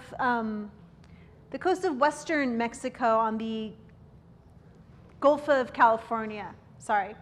And the Yaqui River is really it's the lifeline of our homelands. And like any river that's right off the coast of an ocean, it floods often, particularly when there are storms. And so one time there was a very, very large storm, and the entire region of our homeland flooded. The entire Yaqui River area flooded. And there is a very, very, very large sea turtle whose name is Cayman. And during this flood, Cayman got washed from the sea down the Yaqui River, and he went very far inland. And then once the flood receded, Cayman got stuck on dry land. And so here's Cayman, this massive sea turtle, stuck on dry land. And he was so heavy, he couldn't lift himself up. He's out of the water, so big. And so one day, Cayman he's absolutely miserable. He's been there now, it's been a few days, he's starving. He wants water, he wants food, he doesn't know how he's gonna get back. And there's a Yaqui man who's walking by, and Cayman sees him. And so Cayman calls out, hey friend, can you help me out? And so the Yaqui man comes over, and Cayman says, I've been stuck here for days. Please, I can't get back to the ocean. Can you at least bring me back to the river so I can get home? And so the Yaqui man looks at Cayman, his huge bulk, and says, okay, I'll carry you back to the river. And so the Yaqui man picks up Cayman, oh goodness, puts him on his back, and starts walking him. Starts walking him to the river. And so he gets to where the water comes up to his knees, and he puts Cayman in the water. Cayman says, oh, this isn't very much water. Please, can you bring me out farther where it's deeper? Please. And the Yaqui man sighs, oh goodness, because Cayman is heavy. But the Yaqui man feels bad for Cayman, so he says, okay. And so once again, he picks up Cayman, massive sea turtle, gets him on his back, and starts walking him even further. And so now the water is up to here, up to his thighs. And he puts Cayman down. And Cayman says, please, this water, it really isn't very deep. Can you take me out further where the water's deeper? Oh, the Yaqui man, he's really not looking forward to this, but he takes pity on Cayman, so he says, okay, I'll take you out where the water's deeper. So once again, picks up Cayman's huge bulk, lifts him up, carries him, And now he takes him all the way out. The water's up to his neck. Carries him all the way out to the water. It's this deep. And he puts Kaiman down. And Kaiman says, "Oh, thank you, friend. Thank you so much. Thank you for carrying me out here. Now, you know that a good deed is always met with an evil one. Now, I'm going to eat you." And the man says, "What? What? No, I just helped you. I just saved your life. Let's think about this." Kaiman says, "No, I'm starving. A good deed is always met with an evil one." And the man says, wait, hold on. Look, I see Dog over there. Let's ask his opinion. Yes, because I don't agree with that statement. Let's ask Dog's opinion. And Kaiman says, okay. So Kaiman says, "Hey, Dog, come here." And Dog comes over. And Kaiman asks Dog, "Isn't it true that a good deed is always met with an evil one?" And Dog says, "Well, why are you asking that?" And Kaiman says, "Well, I'm really hungry and I want to eat this man." And Dog says, "Well, humans always beat us. Yeah, eat this man." And the Yaqui man says, whoa, hold on. Wait, look, there's Horse. Let's ask Horse. Yeah. And so Kaiman says, okay, all right, okay. So Kaiman calls Horse over. "Horse, isn't it true that a good deed is always met by an evil one?" And Horse says, "Well, why are you asking?" And Kaiman says, "Well, see, I'm really hungry and I want to eat this man." And Horse thinks for a minute. And Horse says, "Well, humans are always riding us and making us carry stuff. Yeah, go ahead, eat this man." And the Yaqui man says, whoa, hold on. And so they keep asking animals that come by. And every single time, the answer is the same. "Sure, eat this man." Until. Now, Kaiman, by this point, by the way, is getting a little bit grouchy. Because, yes, he is quite hungry, and he really wants to eat this man. But they see Coyote. They see Coyote walking by. And the Yaqui man says, okay, let's just one more. Please, come on, Kaiman, one more. We'll ask one more. Let's ask Coyote. And Kaiman says, okay, one more, but that's it, and then I'm going to eat you. So Kaiman calls Coyote over. Kaiman says, "Coyote, isn't it true that a good deed is always met by an evil one?" And Coyote says, "What? What did you say? Can you repeat that? I'm a little bit deaf. Can you come closer?" So Kaiman comes a little bit closer to Coyote, and he repeats it. "Isn't it true that a good deed is always met by an evil one?" And Coyote says, "Well, how come you're asking?" And Kaiman says, "Well, this Yaqui man carried me out to the river. I was stranded for a few days. He carried me out here, and now I want to eat this man." And Coyote, he walks back and forth. He's thinking, well, let's ponder this situation.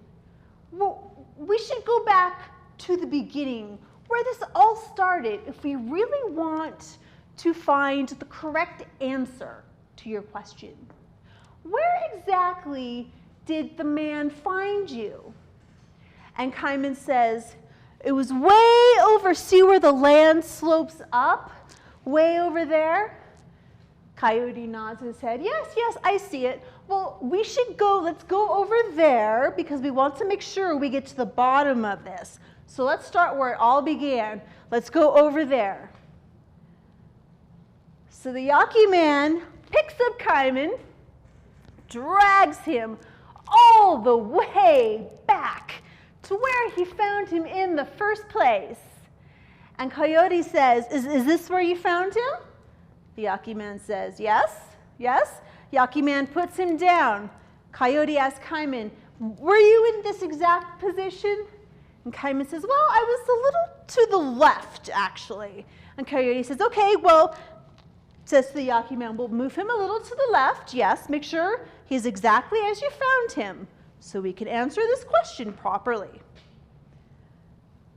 Coyote says, is this exactly how it all began? And Kaiman is so annoyed by this point. Yes, yes, yes, this is how it all began. Now, isn't it true that a good deed is always met with an evil one? And can I eat this man, please? Coyote turns to the Yaqui Man, says, all right, you can go. Leave Kaiman there. Don't you ever pick up this animal again. So the Yaqui Man leaves. Coyote eats Kaiman.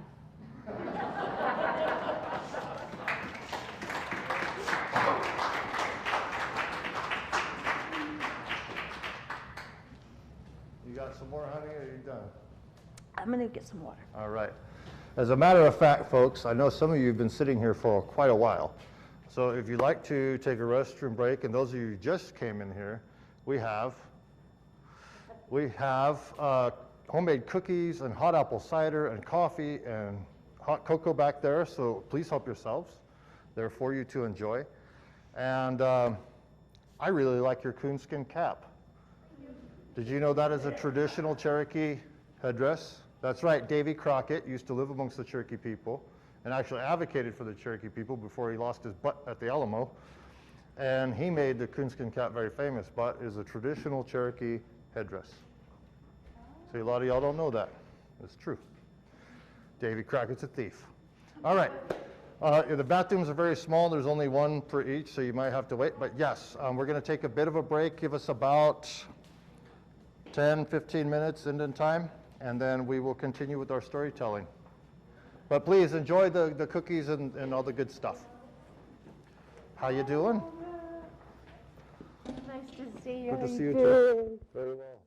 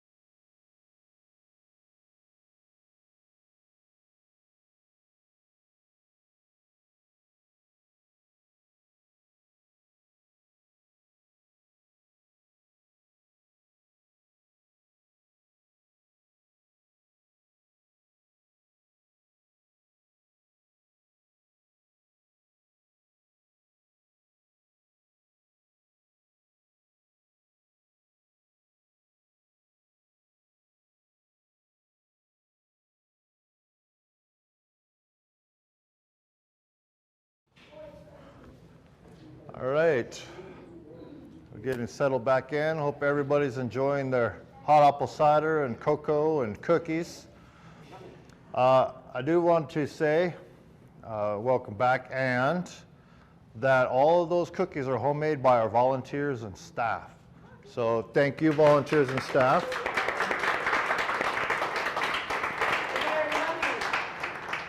So, and then Mel, where's Mel? Oh, she ducked out on us. Oh, she's back over there? Okay, her family's here too.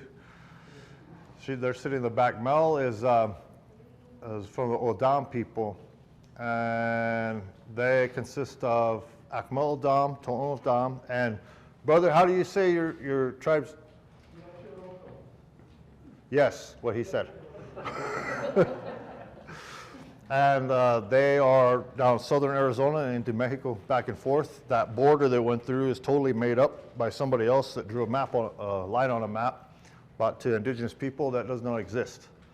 My wife's own people are Sonora Yaqui, but there's also Yaqui community here in Arizona, as well as one in Texas and some in California, and so on and so on and so on.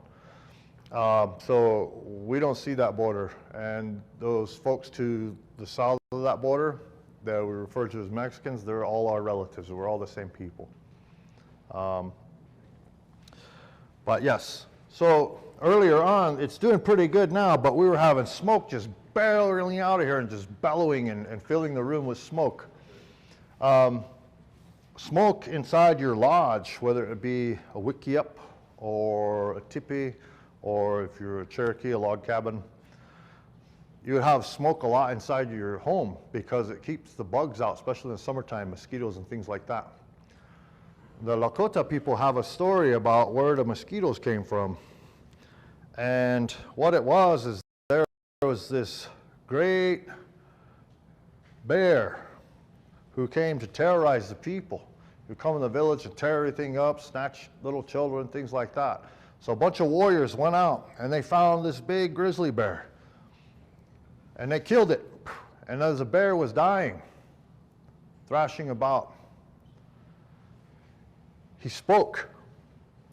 And he said to those warriors, he said, "This is a case of a mistaken identity. I'm not the bear you're looking for. So in that way, you're going to suffer for the rest of your lives and your children's lives and your grandchildren's lives for taking the life of an innocent creature." And the bear turned into thousands of mosquitoes. And that's why we have to deal with mosquitoes now. They never should have killed that bear. So, let's see. We have a very special guest who I'm going to introduce to you guys here pretty quick. But in the meantime, Barb, do you got some more stories for us? Can I use the word poop? You can.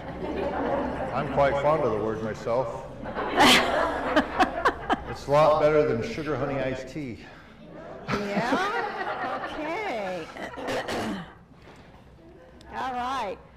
Well, you know, a long time ago, as we know, animals all talk to each other and the humans could talk to animals. And the animals, generally, they got along really great, and they would, you know, help each other, and they would play together. Usually they got along great. Well, raccoon and coyote had this rivalry going, and they would just pick at each other. You know, like if you have a little brother or a little sister, and you know, you're just pick. Mom, you're breathing on me. Rah, rah, rah, rah, rah. So coyote and raccoon had this kind of relationship, and they would play these huge jokes on each other, and they were just wanting to get one up on the other one. So one day raccoon thought, I've got to get coyote back because he got me so bad this last time. I got to think of something really good to get him back. So he thought about it, I know what I'm going to do. So raccoon leaves the group of animals and he goes out, and there's a clearing not too far away. So in the middle of the clearing, he decides to squat down and poop. So he pooped out these little balls, And then he got him and he ranged them all in front of his feet. He goes, "Hey, Coyote!" And Coyote's like, "What do you want?" "Coyote, come over here." So the Coyote gets a little closer. He goes, "Coyote, come over here." Picks up a little ball. He goes, and he goes, "Come and have dinner with me. I have a great dinner." And Coyote's like, "Well, okay, well, I am really hungry." So Coyote went over, and as he was approaching, Raccoon picked up a little ball. And he went, "Here you go." And bang, and he throws it to Coyote, and Coyote goes, "Snap!" And he eats it right down, and he goes, "Oh my gosh, what is this? This is horrible." And Raccoon is like rolling on the ground laughing. "Ah, ha, ha, ha, ha, you ate poop!" Ha, ha, ha, ha, ha. Laughing, laughing. And Coyote is, of course, pretty mad at Raccoon. And so Coyote's like, "Oh, gosh." And so he goes over and he finds this big stick. And he runs up to Raccoon. He goes, whap, right across the face. And Raccoon is just laughing so hard still, he doesn't even care. He's just laughing and laughing and carrying on. And so Coyote stomps off, and Raccoon goes home.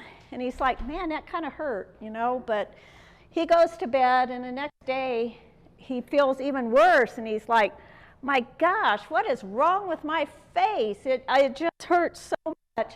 And he thought he would go down and look in the pond and see what went on. So he goes down to the pond, he looks in there, and guess what he sees? A black mask.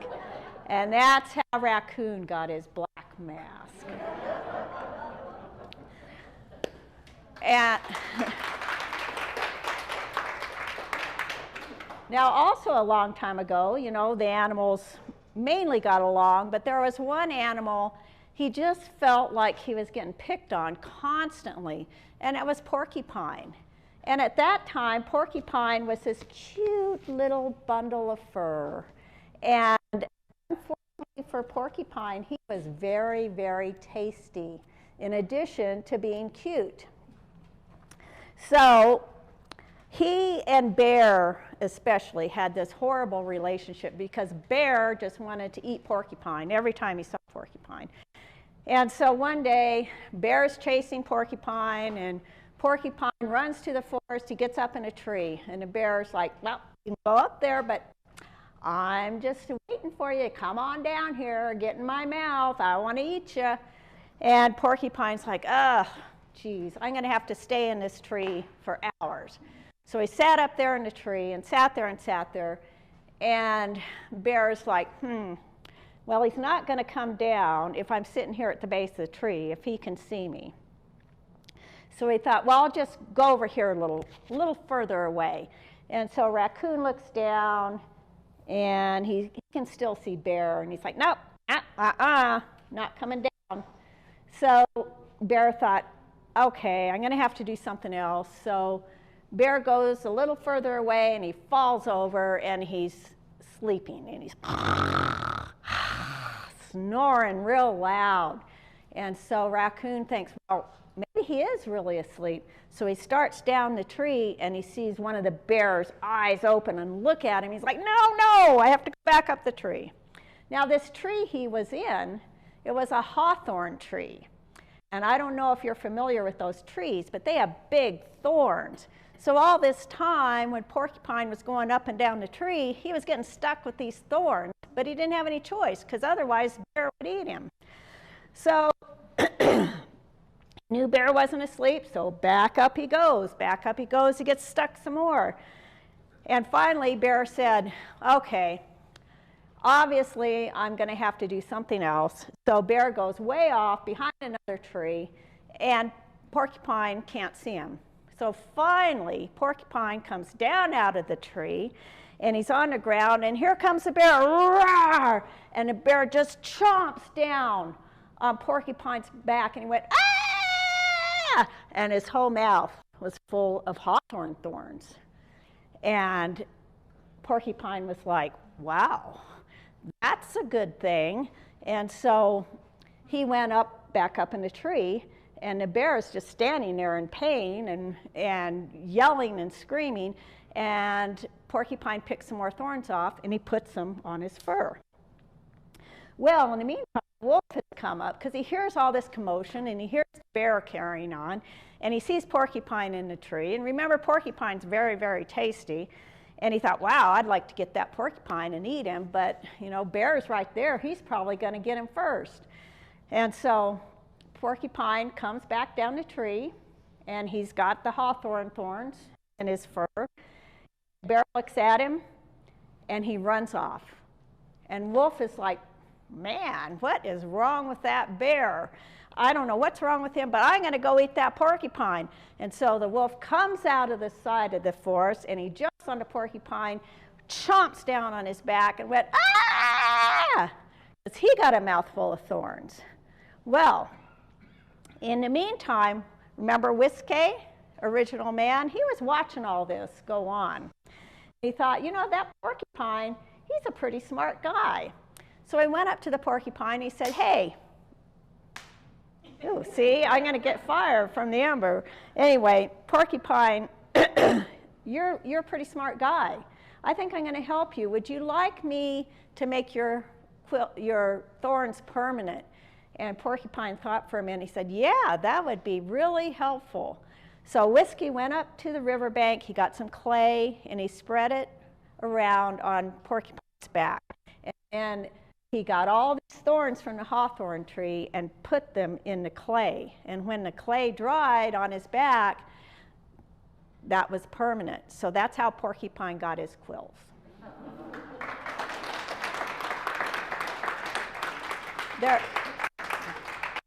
One more. I'll tell one more. This is again about Whiskey. And you know, he's like the last story. He's walking around, he's super hungry. Once again, he forgot to pack granola bars or anything else to eat. So he's walking in the woods, and he comes upon an open meadow, and there's all sorts of birds nesting there. There's like ducks, there's loons, there's cranes, and there's swans. So he thought, well, all of these seem quite tasty. How am I going to get these birds captured so I can eat them? So he thought for a minute, and he called all the birds over, and he said, hey, brothers and sisters, come over here. I'm going to teach you a new dance. It's called the shut-eye dance. So this is how it works. You're going to go around, and you're going to dance, but you have to keep your eyes shut really tight until intermission. That's the only time you can open your eyes, intermission. And he said, come on, brothers and sisters, let's dance. And so he's, you know, humming a little drum tune, and all the swans and the ducks and the geese and the loons and whoever was there, they start dancing. And Whiskey comes up behind one of the swans and grabs it and wrings its neck. And the swan is like, wah! And Whiskey says, yes, brother, whoop it up. This is a fun dance. And so this happened a couple of times, and this old lady duck, she cheated. She opened her eyes, and oh my gosh, Whiskey's killing us, he's killing us. So they all fly away. And so he's got 2 swans. So he builds a fire, and he puts these swans in there to roast.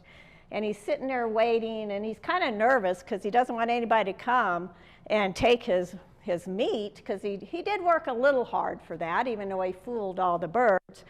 So while he's sitting there, he hears these birch trees rubbing on each other, and it's just driving him crazy.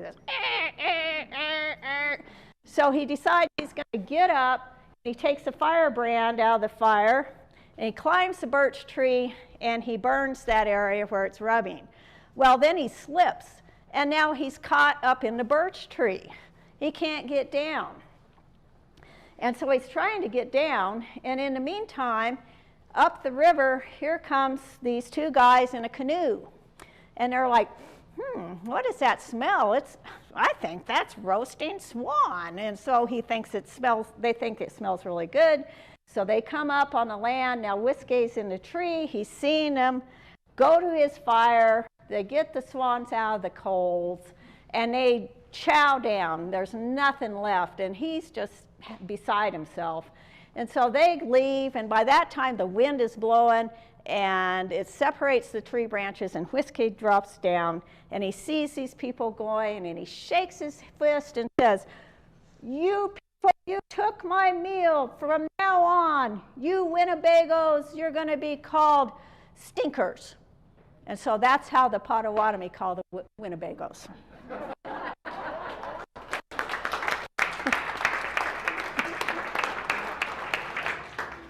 Wato. Now that's a good lead-in. Most of the tribes, the names you know them by today, are usually a derogatory word that their neighbors called them. So, for example, Eskimo is an Aleut word, which is the Inuit, that's the real people. Their neighbors, the Aleut. Eskimo is an Aleut word that means raw fish eater. So Cherokee, Chalangi, is not a Cherokee word at all. We call ourselves Anayowiya, which means the principal people. But Chalangi is a Choctaw word, which were our neighbors. It means, they live in the caves. They're a bunch of cavemen, because we were mountaineers and we lived up the mountains. So most of the names you know, tribes by today, are usually a derogatory word that one of their neighbors called them.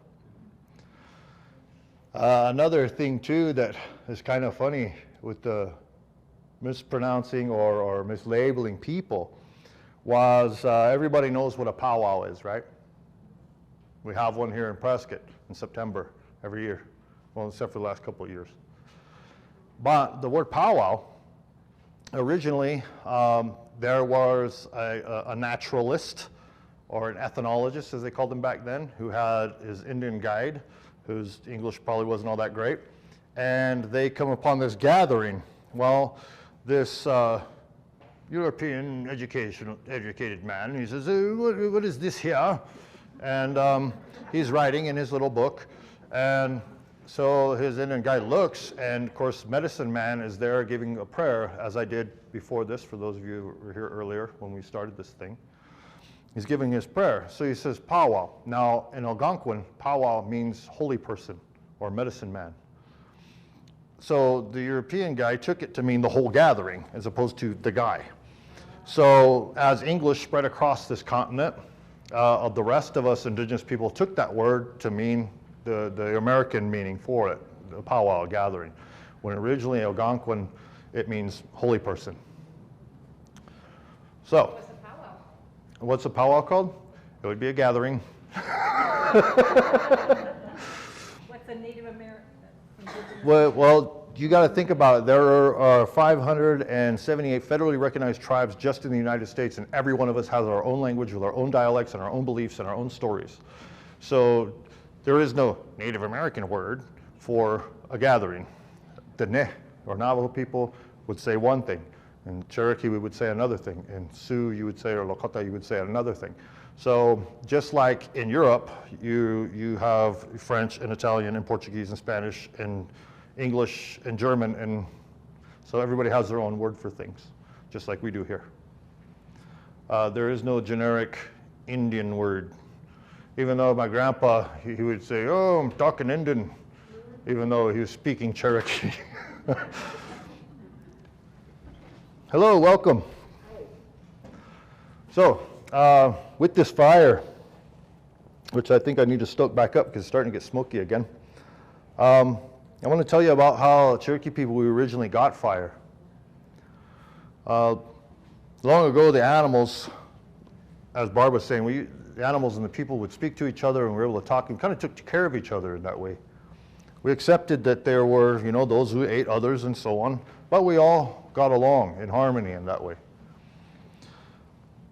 The humans were pretty pathetic, the two-leggeds. We had no fur, we had no claws, no teeth, none of that. We're pretty pathetic, all soft-skinned and everything, cold when it's cold outside.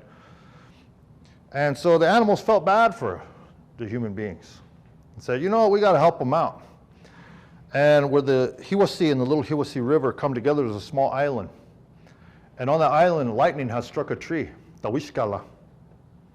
And there was a fire started. And it was warm, and it was light, because you know our eyes are no good to humans. We can't see without light. We're always cold. So they said, hey, let's get some of that fire and bring it to the human beings. That'll help them out. So the animals got together and said, who's going to go first? So the racer snake used to be very beautiful. And you see a garter snake. Matter of fact, there's two species of garter snake. There's the western garter snake, as we know, and then the San Francisco garter snake is beautiful, like a rainbow in its colors. Now, all garter snakes used to be that way. But the one back east, where we are from, is all black. And the reason why is because he tried to go over there and grab some of that fire. And he ended up getting all burned up and wired around. He swam back across the river. I was like, nope, we're done. And now he's black with the yellow stripes going down his back. That's how he looks now. Okay with you already? I'm telling your story. Stop. So they said, we got to do this. Who's next? Who's going to try next? So Koga, the crow, says, I'll give it a shot. Now, crow is very beautiful, beautiful colors all through, like a parrot in his feathers, in a beautiful singing voice, gorgeous singing voice. So crow flies over there, and he says, I'm going to try the aerial approach. So he goes over and he gets caught up in all the smoke, and it burned all his feathers black, and it ruined his voice with the smoke. That's why he has a really bad voice now.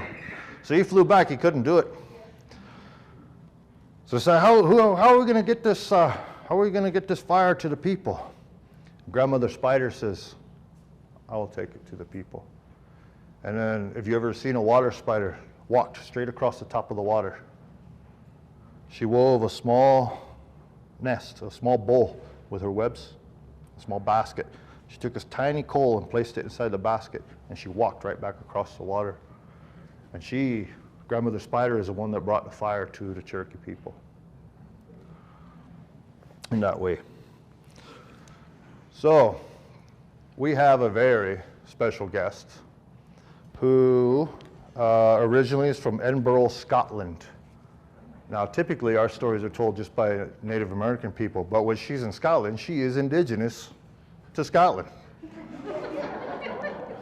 Her name is Claire.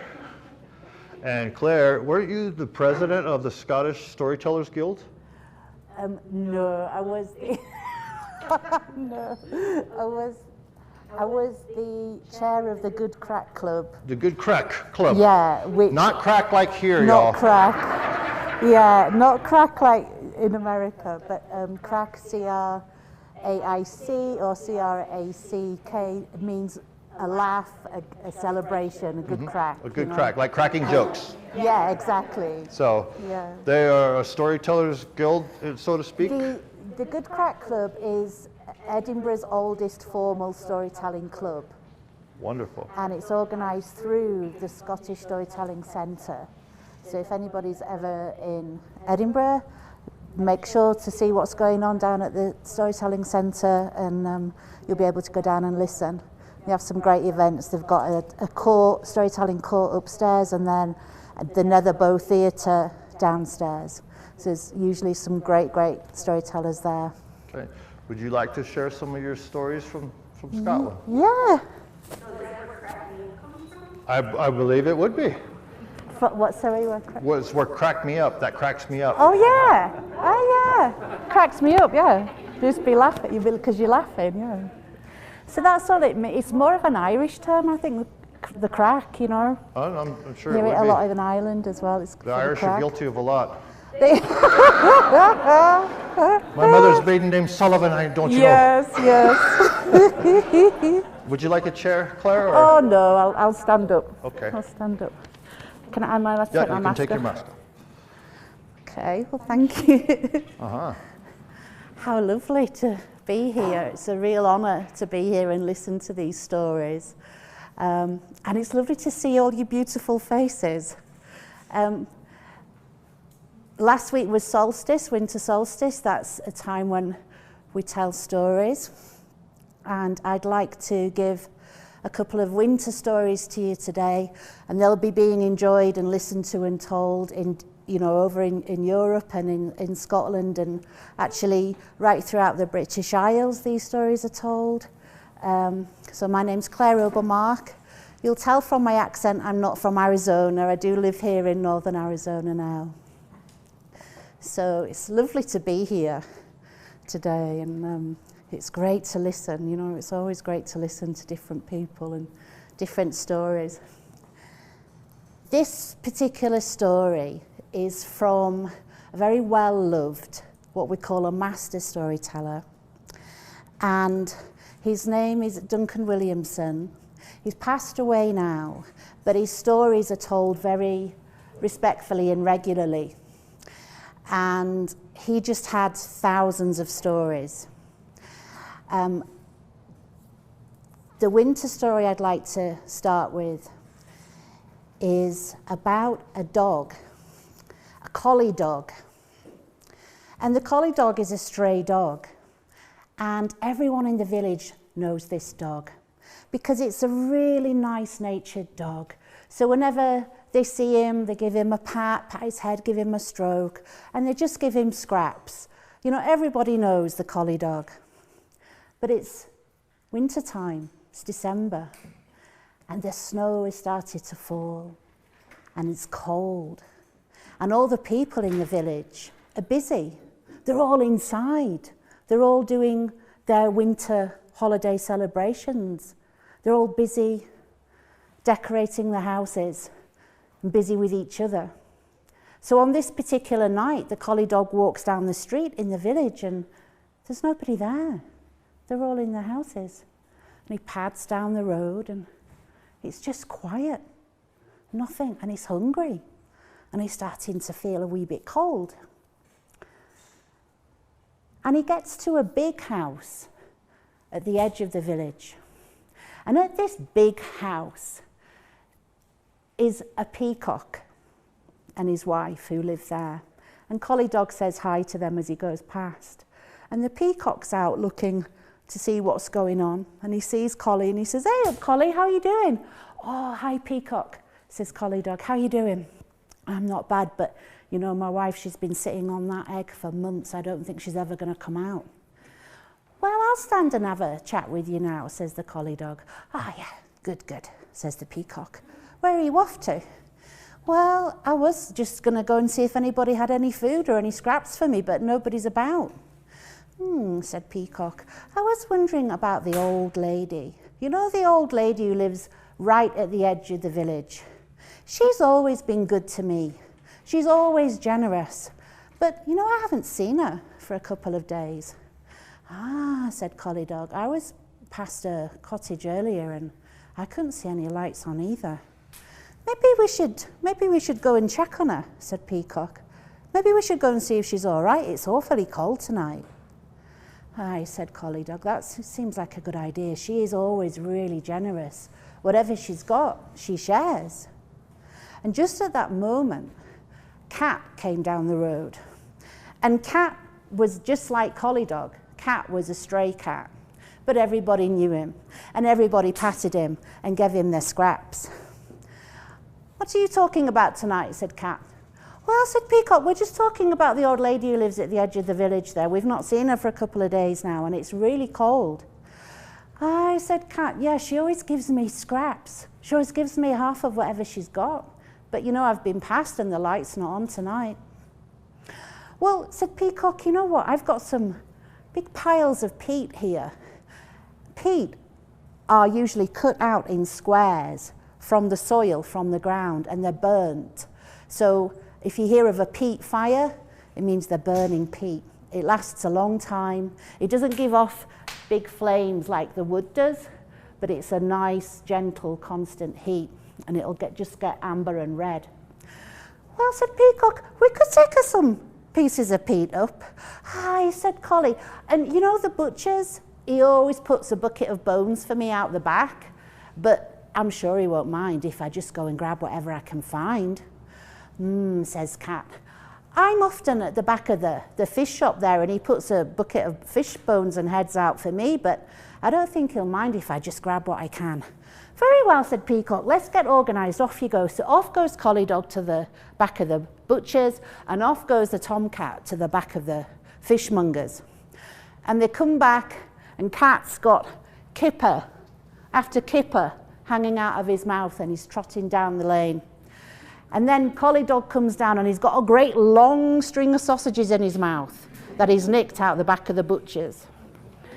And then Peacock comes up, and he's got a piece of peat under each wing. So the Peacock, the Collie Dog, and the Tomcat set off down the street. And the snow is falling gently, and it's all quiet and white because all the people are inside their houses getting ready. And the three friends stroll up the street of the village, and they come to the edge of the village, to the very last house of the village, the most ramshackle house, the most run-down looking cottage, with the kindest lady inside. And they look through the gate. Hello, said a voice. And who's on the gatepost but the Tawny Owl? What are you doing? Says Tawny Owl. Well, we're just here to check on the old lady, said the Peacock. You know, Cat and Collie here said they've not seen her for a couple of days, and she's always so kind to us. We just want to cheer her up and make sure she's all right. Oh, no, said Owl. She's not been out of the house now for 3 days. I've not seen her. And there's no smoke coming out of the chimney. Oh dear, well, do you want to come with us? Yes, says Owl. So he jumps down off the gatepost, and the four friends, the Collie Dog, the Tomcat, the Peacock, and the Owl, they plod up the path, and they scratch at the door, but there's no answer. And they wait a little bit. They try to reach up and look through the windows, but they can't see through. And they scratch at the door again, and they're kind of not quite sure what to do because there's nobody answering, and they're just about to turn round and head back off when the door opens, and there, staring through it, is their friend, the old lady who is the kindest lady that they know. Their friend, the old lady who always gives them a piece of whatever she's got. Oh, my friends, she said, it's so lovely to see you. Please come in. And they go into the room, and it's the first time they've been into the old lady's cottage because whenever they see her, you know, she's outside. And they know as soon as they look around that room that it's very sparse. There's hardly any fire going. She's no wood or coal kindling, hardly anything by the side. She's obviously trying to be really careful with everything she's got. And the room feels dark, and it feels a bit damp and a bit cold and a bit dowdy. But she's smiling bright. She's really pleased to see her friends. And the Collie Dog pads over to the table, and he drops the string of sausages. And the Tomcat pads over, and he drops the fish, drops the kippers. And then the Peacock goes over to the side of the fire, and he drops the pieces of peat by the fire. And the Owl flies up on the top of the mantelpiece. Oh, wonderful, she says, we can have such a feast. We can have such a feast. I'll start cooking straight away. And she takes the sausages and the kippers, and she goes off into the kitchen, and they can hear her gathering her things and start cooking. And they look around the room, and they feel real sorry for the lady, real sorry for her. Quick, said Peacock, while she's in there, quick. Cat, go and sit by that side of the fire. You've got huge eyes that get really big at night. Go and sit there on that side. So Cat plods over, and he plonks himself down, and he makes his eyes go as big as saucers. And she says, there, Owl, you stay on that side, and make your eyes go really big. And Owl does. He makes his eyes go really, really big. And then Peacock comes over to the fire, and just as the amber light is starting to rise up, Peacock spreads his tail. And when Peacock spreads his tail, the whole room changes. All the iridescent colours of Peacock's tail get spread out through his fan. And all the shadows that have been licking the walls disperse. And the whole room grows bright and colourful and warm. And they wait there. And then the old lady comes through from the kitchen, and she's got a frying pan in one hand full of sausages and a frying pan in the other full of kippers. She says, oh my word, oh this is fabulous. And she goes over and she puts the food down on the table. And the collie dog and the tomcat and the owl all sit around with the peacock whilst the old lady tells them stories. And she tells them story after story after story, until she starts to get tired. And so they look at each other and they think, well, she needs to rest now. And so they bid her good night, and they go out and they close the door, and the snow is falling gently down, and the amber lamplights of the village street are shining as the stray collie dog, the tomcat, and the peacock, they tread down that street in the silent, silent falling snow, and the owl stays back on the gatepost to be watch out for that lady. And those three friends know that no matter what anybody else does, even though they're not looking out of the windows to see what's going on, those three friends know that they've had the best winter's night that anyone has ever had.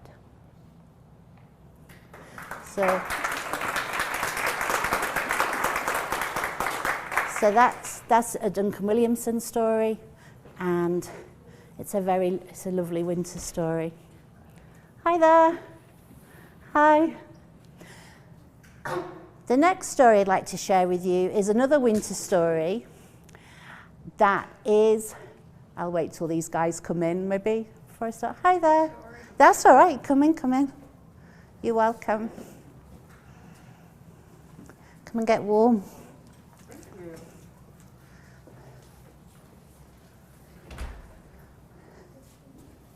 Just let everybody get comfy. Well, the second story that I'm going to share with you is a winter story that has been made into a play. I think there's a film of it. I think there's an opera of it as well. So there are many, many versions of this story around the world. But I'm going to tell you the version that I was told tonight.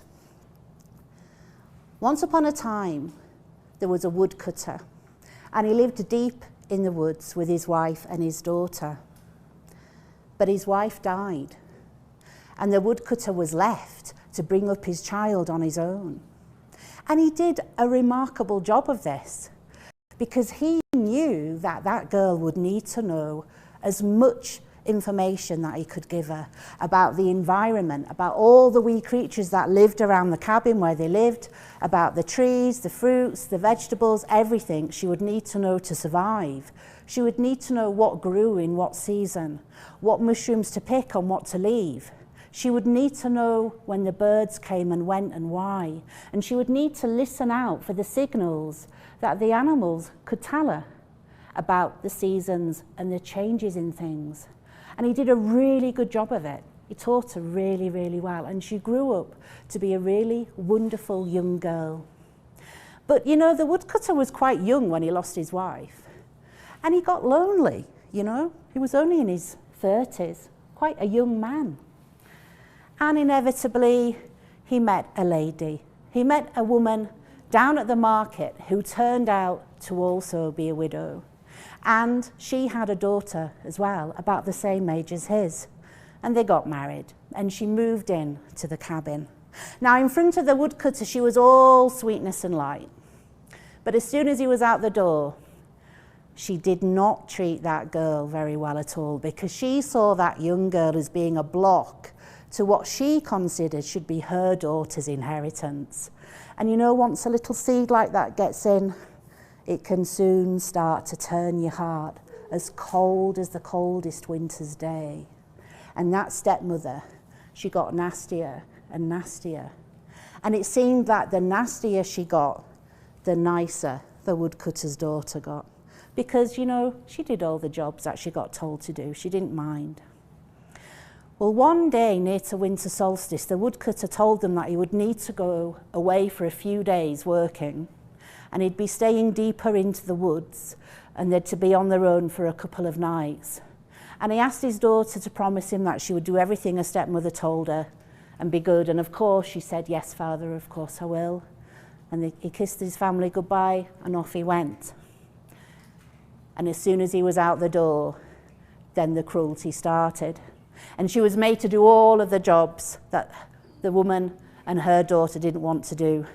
And the spoiled little fat dumpling of a girl ate all the food, whilst the woodcutter's daughter had nothing to eat and was made to do all the cleaning. And then the stepmother came up with a quite awful plan. And she said in a sickliest, sweetest voice, which was always a problem. Whenever she put the sickliest, sweet voice on, the woodcutter's daughter knew it was going to be trouble. And she said, daughter, you know what I would really love your father to have when he got home? I'd really love your father to have strawberries. Well, it was December. The woodcutter's daughter knew there would be no strawberries. And she tried to say, it's December, there's not going to be any strawberries. You're so good at everything. I'm sure you can be the one who can find strawberries. Take this basket and go out into the woods and collect as many as you can find. And if you can't find any, and if you can't bring this basket back full, don't bother coming back. Well, the woodcutter's daughter, she knew she wasn't going to find any strawberries, and she knew she couldn't stay in the house. So she got what she could together. It was freezing, freezing, iron cold. She was freezing before she'd even got outside. So she got as many layers as she could, tried to layer up, and she went out into the woods. And she went down a path that she'd not really been down before. And she saw a big fir tree. And underneath the fir tree was a log. And by this point, she was freezing, frozen to the bone. And she sat down on the log under the fir tree, and she started to weep, because she knew this was it really, it was over. She couldn't go back. She wasn't going to find any strawberries. And she started to cry. And then she put her head up, and she smelled wood smoke. A little wisp of wood smoke on the air. There's a fire. Somebody's got a fire. And she followed the smell of the wood smoke. And then before long, she could see in the woods an amber glow. Somebody definitely had a fire on the go. And she went towards it. She went down the path she'd not been down before, and she came to a clearing, and sure enough, there was a jolly blazing fire. But not only that, around the fire were 12 wee men. 12 tiny, tiny men. And they were all laughing and joking and singing and carrying on. And they looked up when she walked into the clearing, and they all stopped. Hello? They said, who are you? And she said, oh, I'm sorry, I'm Mary. I was sent out to find strawberries, but I was so cold. I was freezing, frozen to the bone, and I've just seen your fire, and I hope you don't mind. I'm really sorry to disturb you. Can I not just sit a while and just thaw out and get warm? And one little man with a long white beard, he strode purposefully over to Mary, and he shook her hand and he bowed and he said, welcome, young lady. I am December. And these, my 11 friends, are the months of the year. And another little man stood up and he walked forward and he bowed to Mary and he said, I am January. And as he spoke, all the trees got covered in icicles and the ground cracked and froze. And then February stepped forward. I am February. And as he spoke, it got slightly warmer and a low mist went around Mary's ankles. Then March stepped forward and a breeze ran through all the trees. And April and May and the birds started to sing. Well, strawberries, they said. We've seen you out here before with your father. We've seen you around here looking for brambles, looking for mushrooms, but strawberries, you say. It's December, Mary. You should know there'll be no strawberries in December. I know, said Mary, I know, but I've been told I've got to get them, and if I can't get them, I can't go home. Well, said December, this looks like a job for you, June. And June stepped forward, and he took Mary by the arm, and he took her down these paths, and as he did so, all the ground became lush and green, all the flowers had blossomed, the sky became a patch of blue, and the air became honey thick. And he came to a clearing with Mary, and he said, there you go, lass, that should fill your basket. And she looked down, and the whole floor was a carpet of perfect, red, ripe strawberries, just perfect to eat. Said Mary, thank you, June, thank you. And she gathered all of the strawberries, and of course there were just enough to fill that basket. That's great, said June, but we must hurry. The magic only lasts one night for solstice. We must get you home. He took Mary by the hand. She said goodbye to the 11 months. They bid her farewell, and off she went. And June made sure she got safely home to the porch of the door of the cabin. And he gave her a kiss on the hand. Now you take care, Mary, he said. I'm sure we'll see you again one day. And quick as a flash, he was off into the woods and he disappeared into thin air. Well, Mary went through the door into the cabin, and the look on her stepmother's face was unbelievable. The last thing she expected was Mary back. And the very last thing she expected was Mary back with a basket full of strawberries. She grabbed the basket, and her and her dumpling daughter sat, and they scoffed all the strawberries before they asked her anything. So in about 20 minutes, the basket was empty, and they didn't offer Mary any. And she wasn't surprised at all by that. Where did you get them from then? Said her mother, wiping her mouth.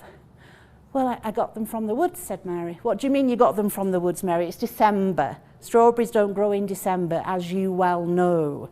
So where did you get them? What did you do? I didn't do anything, said Mary. I didn't do anything. Well, you must have done something, said the stepmother. You can't just magically provide strawberries out of nowhere. Have you seen the weather? Well, what could she do? She knew her life just wasn't going to be worth it. She told her the truth. She could either believe it or not. She said, I went into the woods and I smelt the wood smoke and I followed it and I found the 12 months of the year, and June, he took me and he got me some strawberries. You idiot, said the stepmother, because she had heard of the 12 months of the year, and she did know that on solstice, on the 21st of December, they could grant wishes. Why didn't you ask for money? She said. Why didn't you ask for gold and silver and jewellery?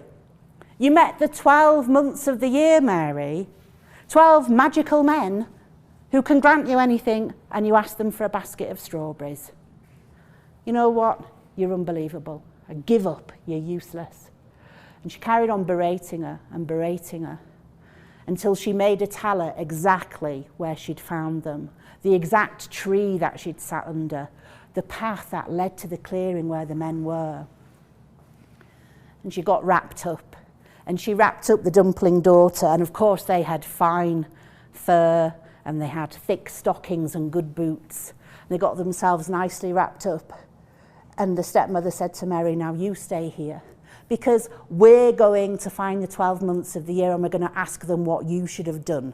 We're going to ask them for the gold and silver of the moon, the diamonds of the stars, and the rubies of the sunset. Just stay there, Mary. Well, they went out into the woods, and it wasn't long before they came across what must have been the right tree that she told them about, with the log underneath for shelter. So they could see the footprints. They sat there and then they waited. They didn't cry though, they just waited. And all of a sudden they smelled on the air some wood smoke.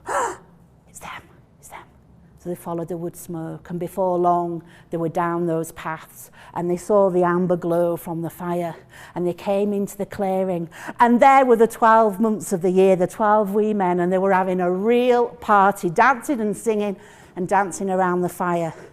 And when the stepmother and Mary walked in, they all stopped. "How can we help you?" said December, stepping forward.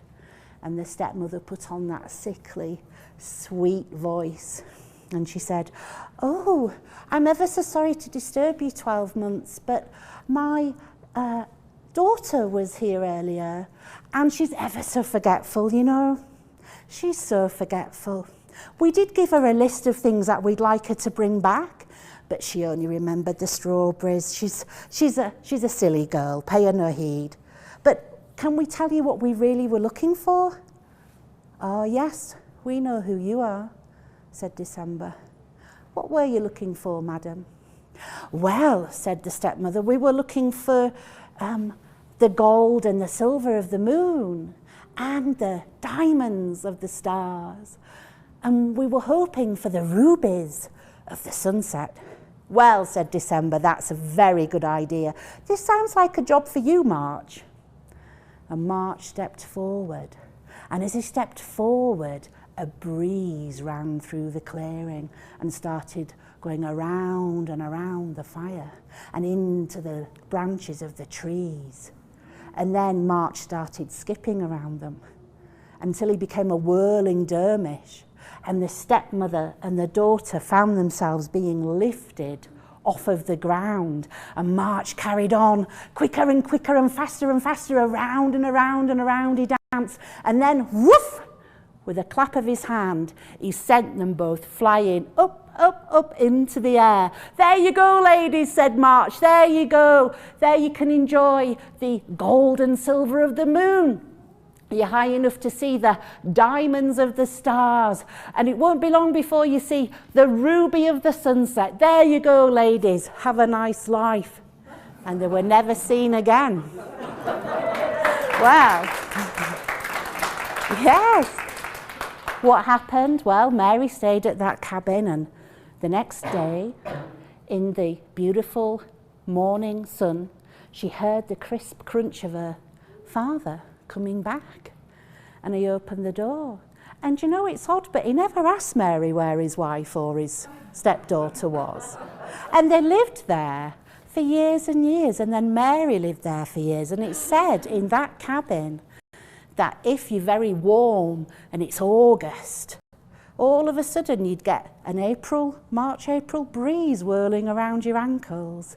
And if you were there in the winter and you felt a bit shivery, all of a sudden the whole cottage would feel glowing and warm. And Mary was sure on some days that she heard those 12 wee men singing, but she never saw them. And wherever they are, they're still there now.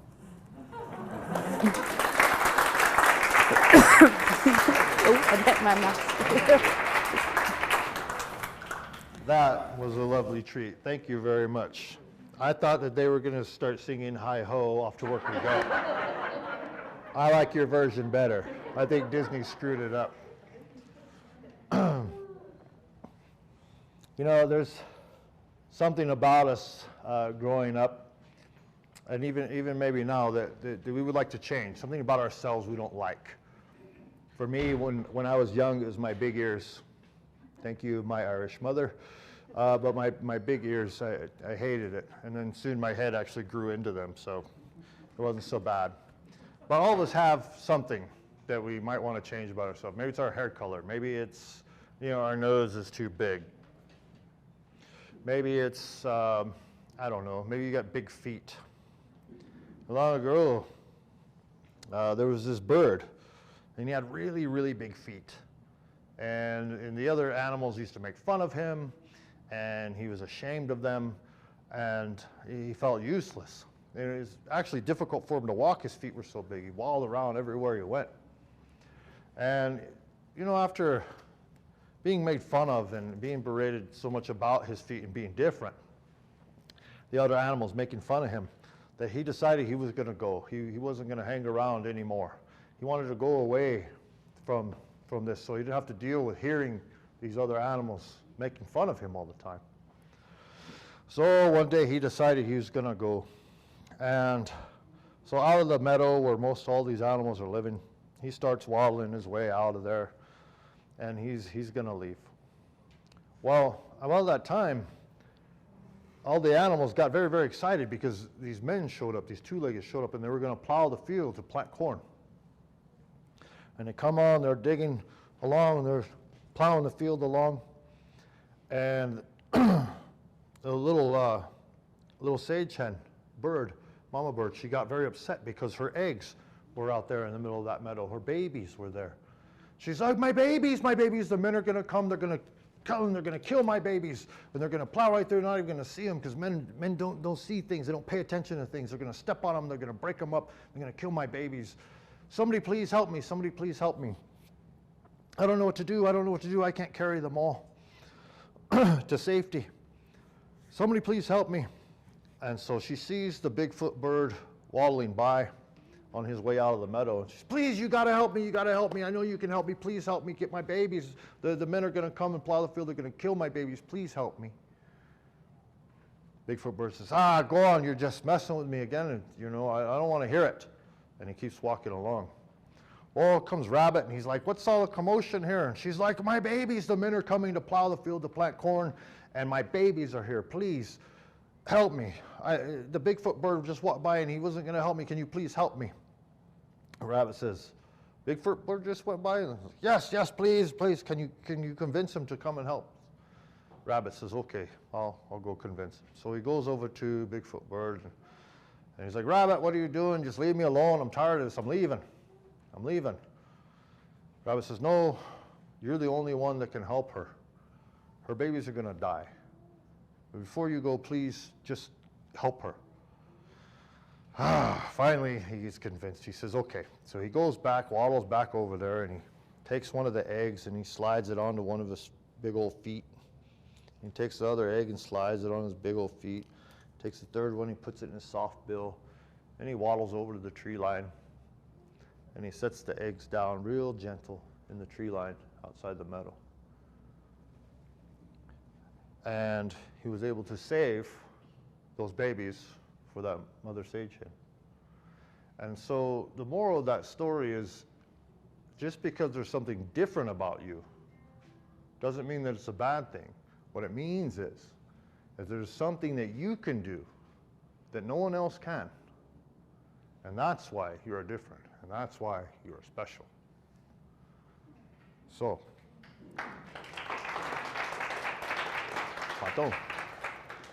all right, my lovely wife, Nicole, you want to share some more Yaqui stories with us? Sure. All right.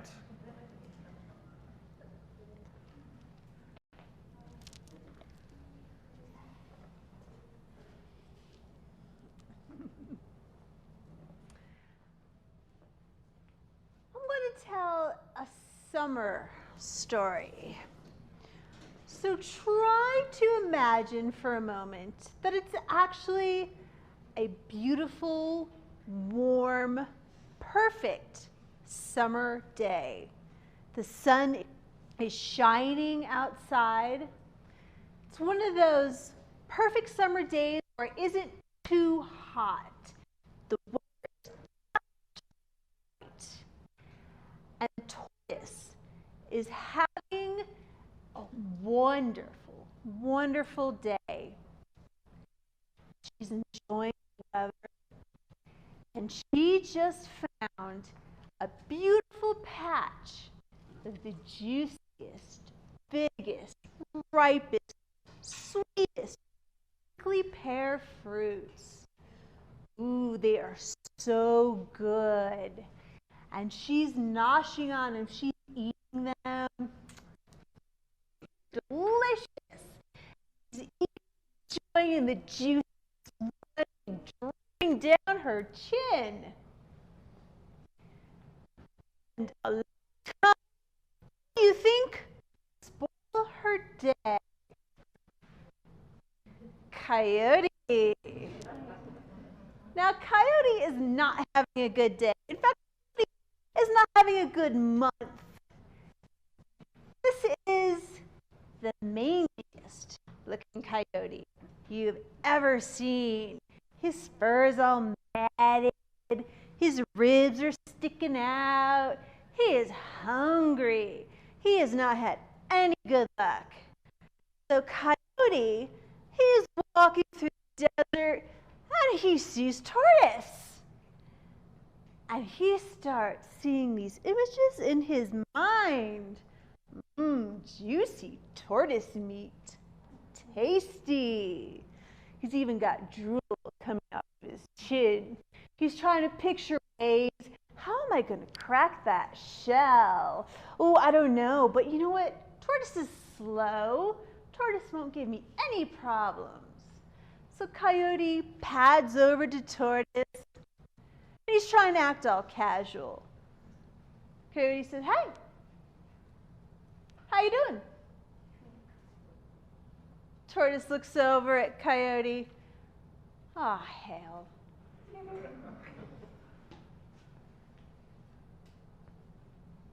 "Oh, I'm okay. Yeah, just, enjoying the nice weather, that's all." And Coyote kind of does a double take when Tortoise looks over at Coyote, because remember that Tortoise has just enjoyed this delicious meal of prickly pear fruits. She's got this red juice dripping down her chin. And Coyote says, "What's that on your chin? What have you been eating?" And Tortoise smiles really slow and says, "Oh, I just killed a man and ate him."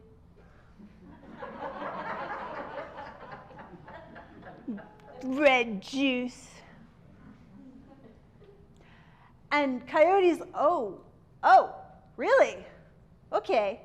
But how am I going to do this? Wow, I am still really hungry though.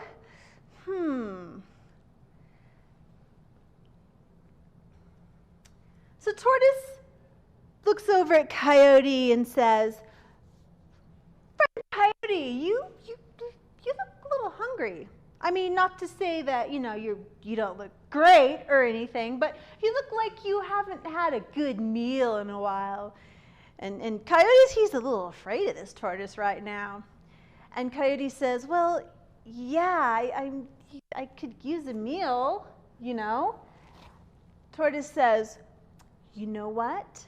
I know where you can get a great meal. In fact, I have some friends at a rancheria. Oh, it's only a couple miles away. It won't take us long to get there at all. Come with me. I'll take you to them. They'll feed you. It'll be great, delicious. You'll enjoy it."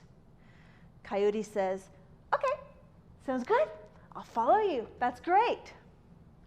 So they start walking very, very slowly, because this is Tortoise. And so Coyote's following Tortoise very slowly, and he's starting to get a little desperate.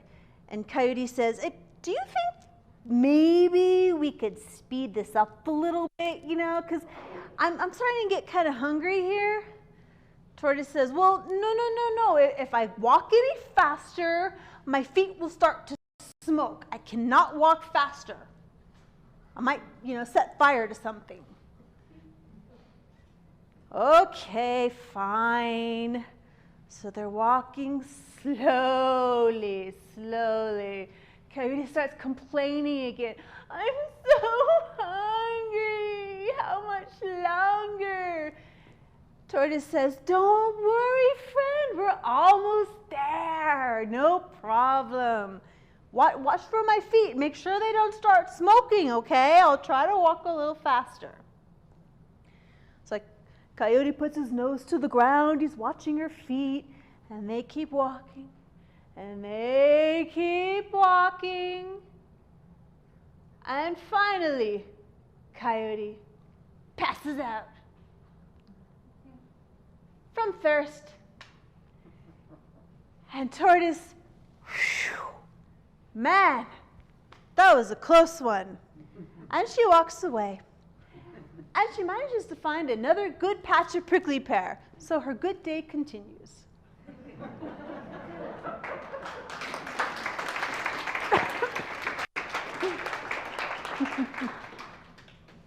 I have one more. This one is about how the people got corn. So before the people had corn, this was actually partly in thanks to Crow. Now Crow he's always flying around. And when he flies around, he's always looking out at stuff. Because you know, Crow likes to steal things. So he's always got his eye out, looking for what's good to steal. Now one day, he was flying through the devil's house.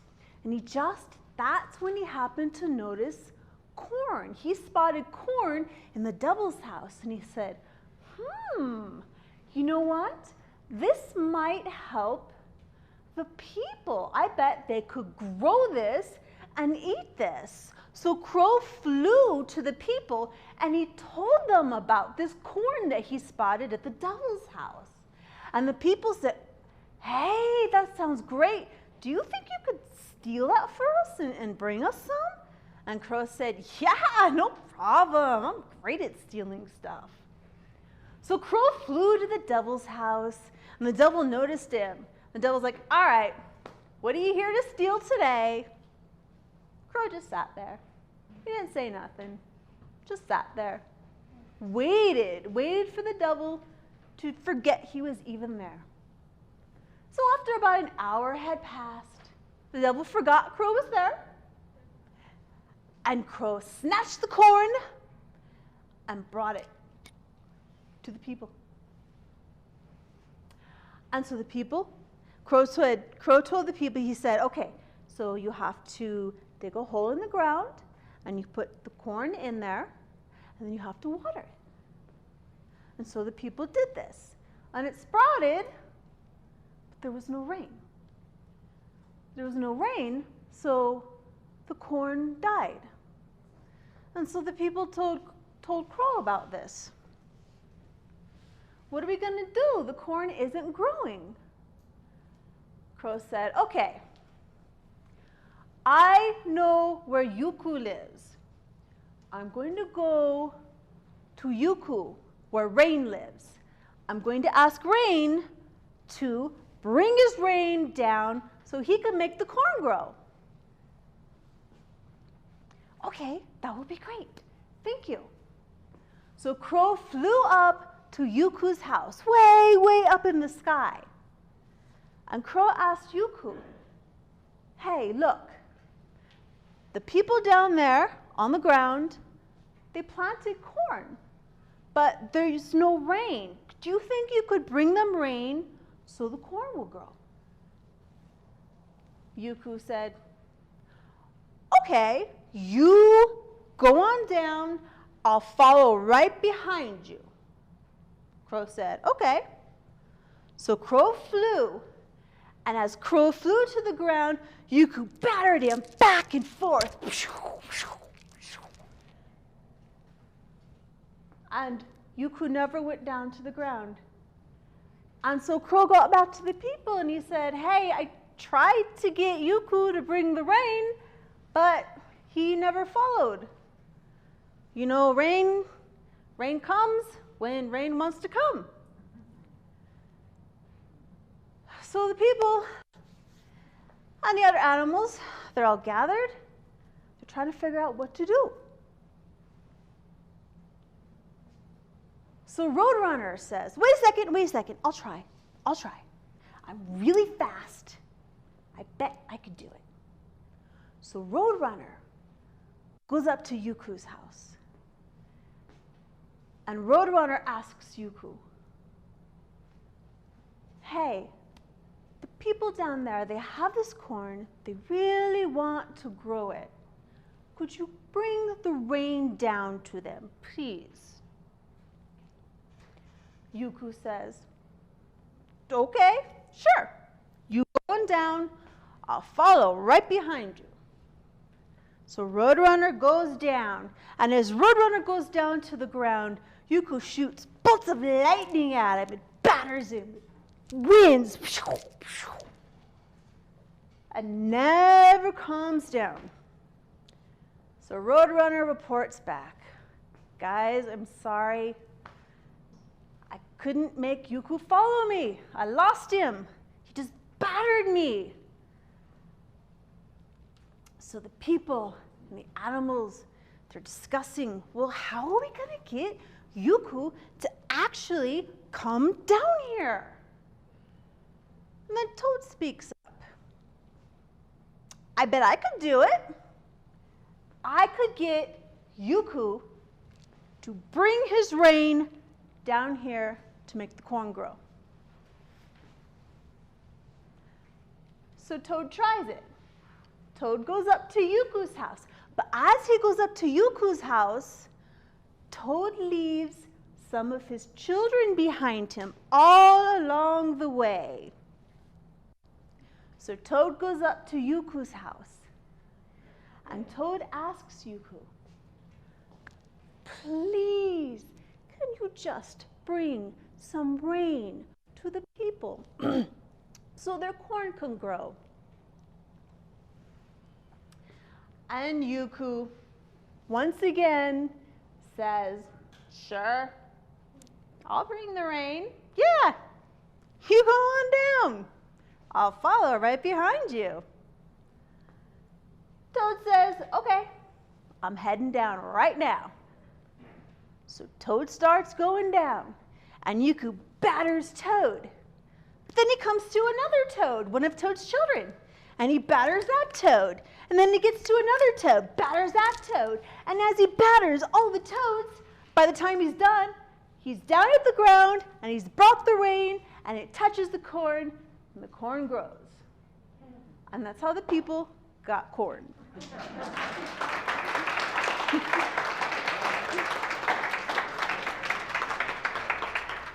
That's a good one.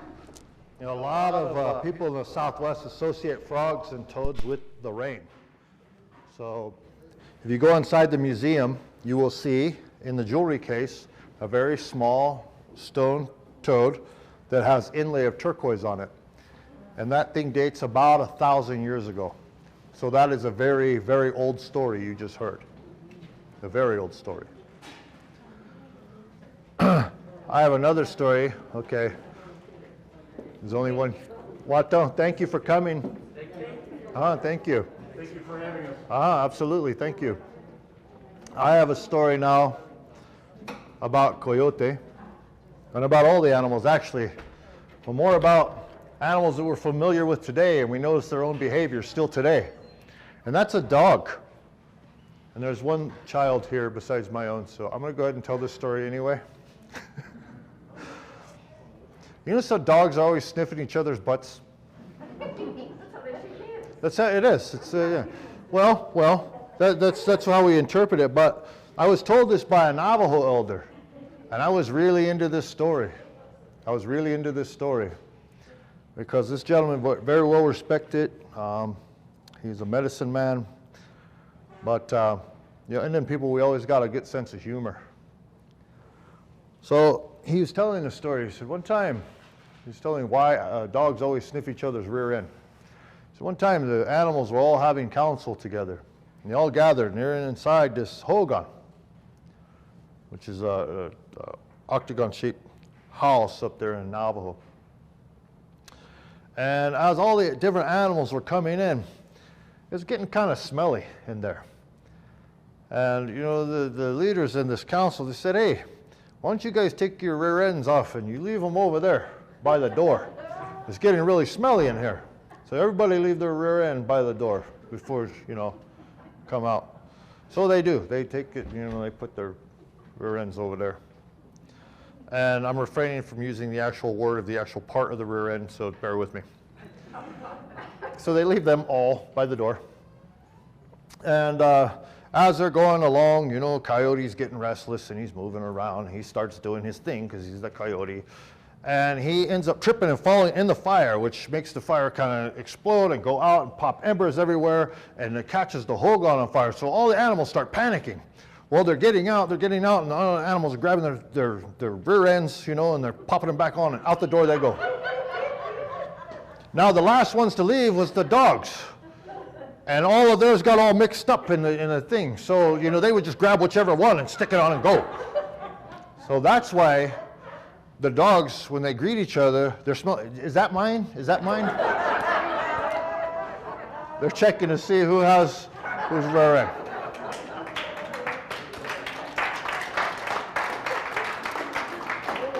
You know, a lot of these stories, we use animals. But you got to remember, too, that a lot of times, traditionally, no matter where you're from, your family might have been named after an animal or something that you do. So one time, there was these women, and this was not long ago, in the 1960s, 70s. There was these women, and they were having lodge. And there's this coyote. He's, you know, looking around, as coyotes does, you know, and a little hungry and everything, looking around. And he sees these goings on with these women inside this lodge. So he's like, well, I got to check out and see what's going on with them. I got to see what's happening. So he goes around, and he doesn't want to go through the door, you know, so he goes around the backside, and there's only that one entrance facing to the east, you know. So he's like, wow, I'll climb on top. So he climbs on top of the lodge, and he looks down, and there's a smoke hole, you know, because they got their fire going, just like the chimney here. There's a smoke hole for the smoke to go out the top of the lodge. So he crawls around there, and he sticks his head over, and he looks, and he just got choked up from all the smoke and everything. He ends up falling in, and boom! He hits the fire right in his rear end, and yap, yap, yap, yap, yap, out the door he went. One of the old women looks at the other ones and said, you know, if that stupid hippie would have just asked us what we were doing, we'd have invited him in. So sometimes these stories might be a coyote, but that coyote is a man, and vice versa. So I hope you enjoyed my butt story. Think about when I see two dogs in the Well, right? So also think about when a possum is playing dead, that you've seen his tail. He doesn't like it. We're going to go another one from the Potawatomi Nation and have Barb come and tell us another one of her stories, Anishinaabe stories. Well, I don't know if I can compete with the butt story. Do your best. Well, You had the poop story. Yeah, I yeah, did have the poop story. I had the poop story. Well, I'm going to try to bring it up just a little bit. And I'm going to tell you a story from nearly the very beginning. And in the very beginning, of course, we have our creation story, and then, of course, Mama Gosen, the creator, didn't like what he saw, sent the Great Flood. So we're going to start with the Great Flood. That may sound familiar to you because we also have a flood story, and you know there's Noah and the ark and everything. Well, when the Great Flood came upon the nation, uh-oh, there was only one man. Guess who that was? Original man, Wishkey, and all the animals. They were the ones that survived, and they survived because they found a giant log, and they were all floating on the giant log, and they floated and floated. There was nothing but water, and so they thought, you know, is this it? Are we all just going to drown? Is this the end of everything? And he said, Wishkey, what should we do? What do you think we should do? So I thought and thought and thought, and he said, you know, there's got to be some land somewhere. It's not up there. It's not over here, here. It's got to be underneath us. There has to be some land underneath us. So I think we should try to find the land that's underneath us. So the duck was on the log, and the duck said, you know what? I'm a really great swimmer, and I've got these web feet, and so I'm going to go down, and I will go down and bring some of the land up. If it's down there, I'm the one. I'm going to go down and get it. And they said, well, it's worth a try. Go ahead. So the duck dives off the log, and he's gone for a while, and he comes back up, and he's just, I can't make it. I couldn't even see anything. I couldn't see any land down there. There was just water and water and water, and I couldn't breathe anymore. I had to come up. So then the loon said, well, I think I'm a little better than you, duck.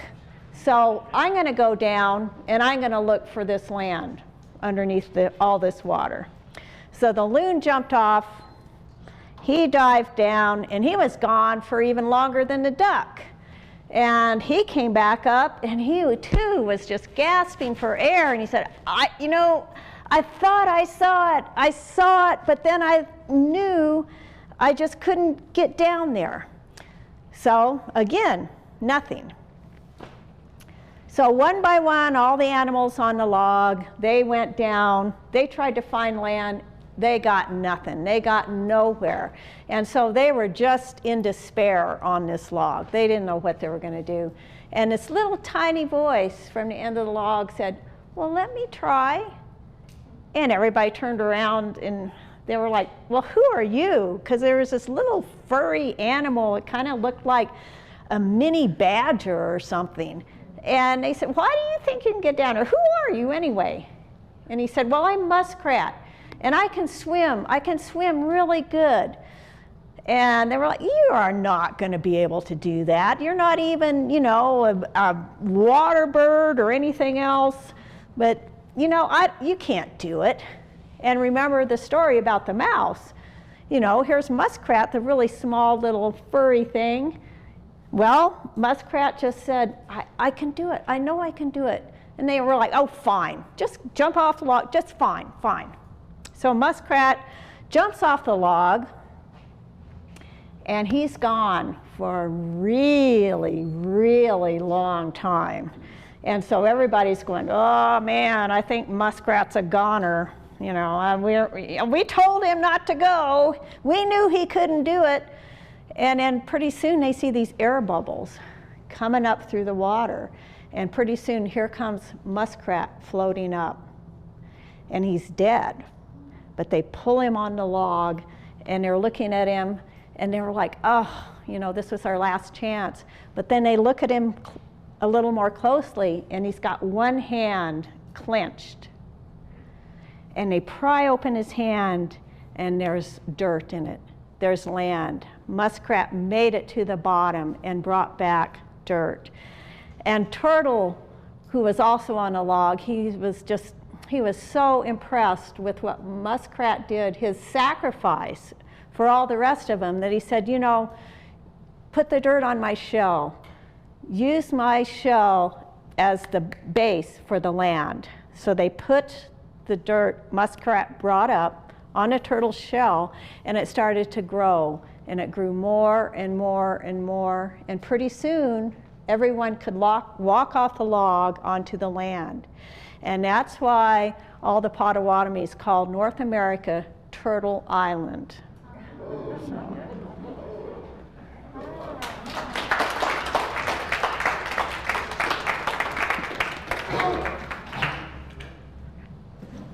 Well, she just told the story I was going to tell. That's a total lie. That's a good one. And then many indigenous people we follow now, we refer to North America as Turtle Island. You look at a turtle shell, there's exactly 13 small, or 52 small all the way around, and 13 inside. It's a perfect lunar calendar. Perfect lunar calendar on a turtle shell. Next time you see a turtle, count it like you're in a pet shop or whatever. Count them out, the little small squares that are on there, and then the bigger ones.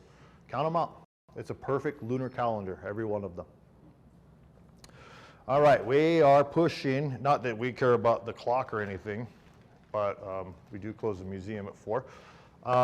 So I want to go ahead and turn this back over to Claire, and she said she saved a story for us. So those of you who just joined us, this is typically when we do storytelling, it's Native American stories, but we have Claire here who belongs to her little storytelling group in Crack Society. The good, well, the good crack. The Good Crack. You know, Good Crack, like from Compton. Storytellers Society in Edinburgh, Scotland. So she's going to share some wonderful Celtic stories, and yes, they are indigenous, because when she's at home, she's indigenous. But she lives in Sedona now, and she's going to come and share another story for us. Yeah, Thank you, Claire. you're welcome. Want them? Hi, everybody. Obermark. Yeah. Yeah. Well, I think if we're finishing up, as the winter season comes in from the end of October, where I'm from, it's kind of never ending. The end of October, Halloween, Samhain, Samhain, whatever you want to call it, that's Celtic New Year, and we have a big storytelling festival. And then we have November the 5th, which is Guy Fawkes Night. You know, the guy who tried to blow up Parliament. Everybody has bonfires and there's lots of fireworks. And then we go through to winter solstice and then Christmas and all the other, I think there's 18 religious festivals in December alone. But from autumn, so from really October onwards, we start thinking about this woman who is really in charge of the weather, called the Cailleach. And the Cailleach is the winter crone, the winter hag. And when the weather's like this, we say it's her that's doing it, it's the Cailleach. She's like the goddess of winter. So in the beginning, when there was nothing, because we just heard a great creation story, then it just reminded me, and I thought, oh, I'll tell you about the Cailleach. So in the beginning, when there was nothing, the Cailleach screamed through the black. The Cailleach is thin and bone because she represents iron cold. So her skin is blue and her eyes are bloodshot and red. Her long hair is made up of white icicles. And she's followed by 9 hag maidens. And they fly around looking for somewhere to settle. And she flies over the Corrie-of-Wrekin whirlpool. And that becomes the Cailleach's washing machine. She takes off her plaid, her apron, and she drops it into the Corrie-of-Wrekin whirlpool. And it swirls around and around and around, and all the froth cleans that apron. And then she takes that plaid, that apron, and she shakes it dry. And when she shakes the apron, the snow falls across the land, and winter is here. Now the Cailleach is very jealous of winter. She doesn't want the new seasons to come in. She wants to stay in control and keep winter for as long as she can. So she doesn't want any of the spring things to arrive. So what the Cailleach does, and she does it every year, is kidnaps bride. She kidnaps spring. And she puts spring in the back of the cave where she lives, which is a great mountain called Ben Nevis. And she puts bride inside of Ben Nevis and she keeps her there. And she doesn't let her out because the Cailleach knows that once bride comes out, then spring is here. But bride dreams help, and she tries to send out a message of help. And she sends out a message of help across the sea to the great horizon, to the sun, the god of summer, to Angus on. And Angus receives these dreams, and he asks his father if he can leave the land of summer and go and rescue bride. And his father says if he must. So he takes his great horse, he goes over the oceans, over the waves, towards Ben Nevis to rescue bride. But the Cailleach knows that he's on his way, because she's a clever and wise goddess of meets Anderson halfway. She meets him halfway, and for 3 days they have a great, humongous fight. They fight for 3 days solid, and she beats him back. And as she does that, the winds and the winter storms howl around us, and that's the Kaliak, and Anderson fighting in the middle of the ocean. When he goes back to the land of summer, meanwhile Bride is still in the cave at the back of Ben Nevis, and he asks his father if he can borrow a day of summer. His father says yes. So he takes it 1 day for war rest, and he goes back over the sea, and the Kaliak charges and meets him halfway, and with that 1 day of summer, you know through winter you always get 1 day and it's oddly warm, and I'm like, that's that day. That's that day. That's what he means. And he uses that 1 day and he manages to beat the Kaliak. He beats her back and he releases Bride. And the day that he releases Bride, we see the first trickles of spring. The first buds of spring began to bloom. And that's because Bride has been rescued from the cave of the Kaliak in Nevis, and that happens every year. And the rains that we get, the winter rains, are said to be the Kaliak's husband, is a sea dragon, and he cries for her lament. He lays down and he waits until the next year when the Kaliak will wake up once more.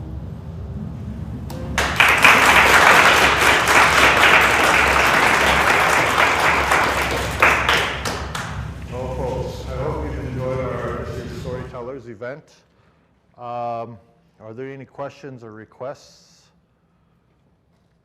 In that way, I want to say, Juanto, thank you for joining us. Oh, yes. Is it played on YouTube or? Absolutely. You'll be able to find this video on our website at museumofindigenouspeople.org, as well as the City of Prescott's website. And what's the other one, Rob? Yeah, those are the 2 places that you find it. Okay.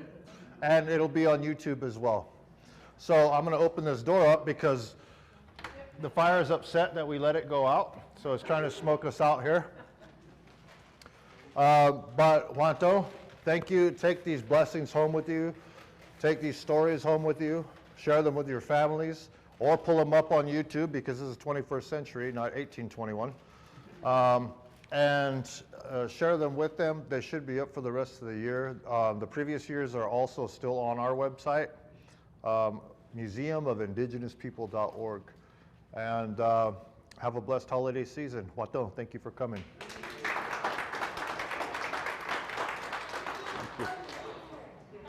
Oh, the museum is also open for the next hour or so. And if you're interested in the beautiful jewelry I'm wearing, some of it,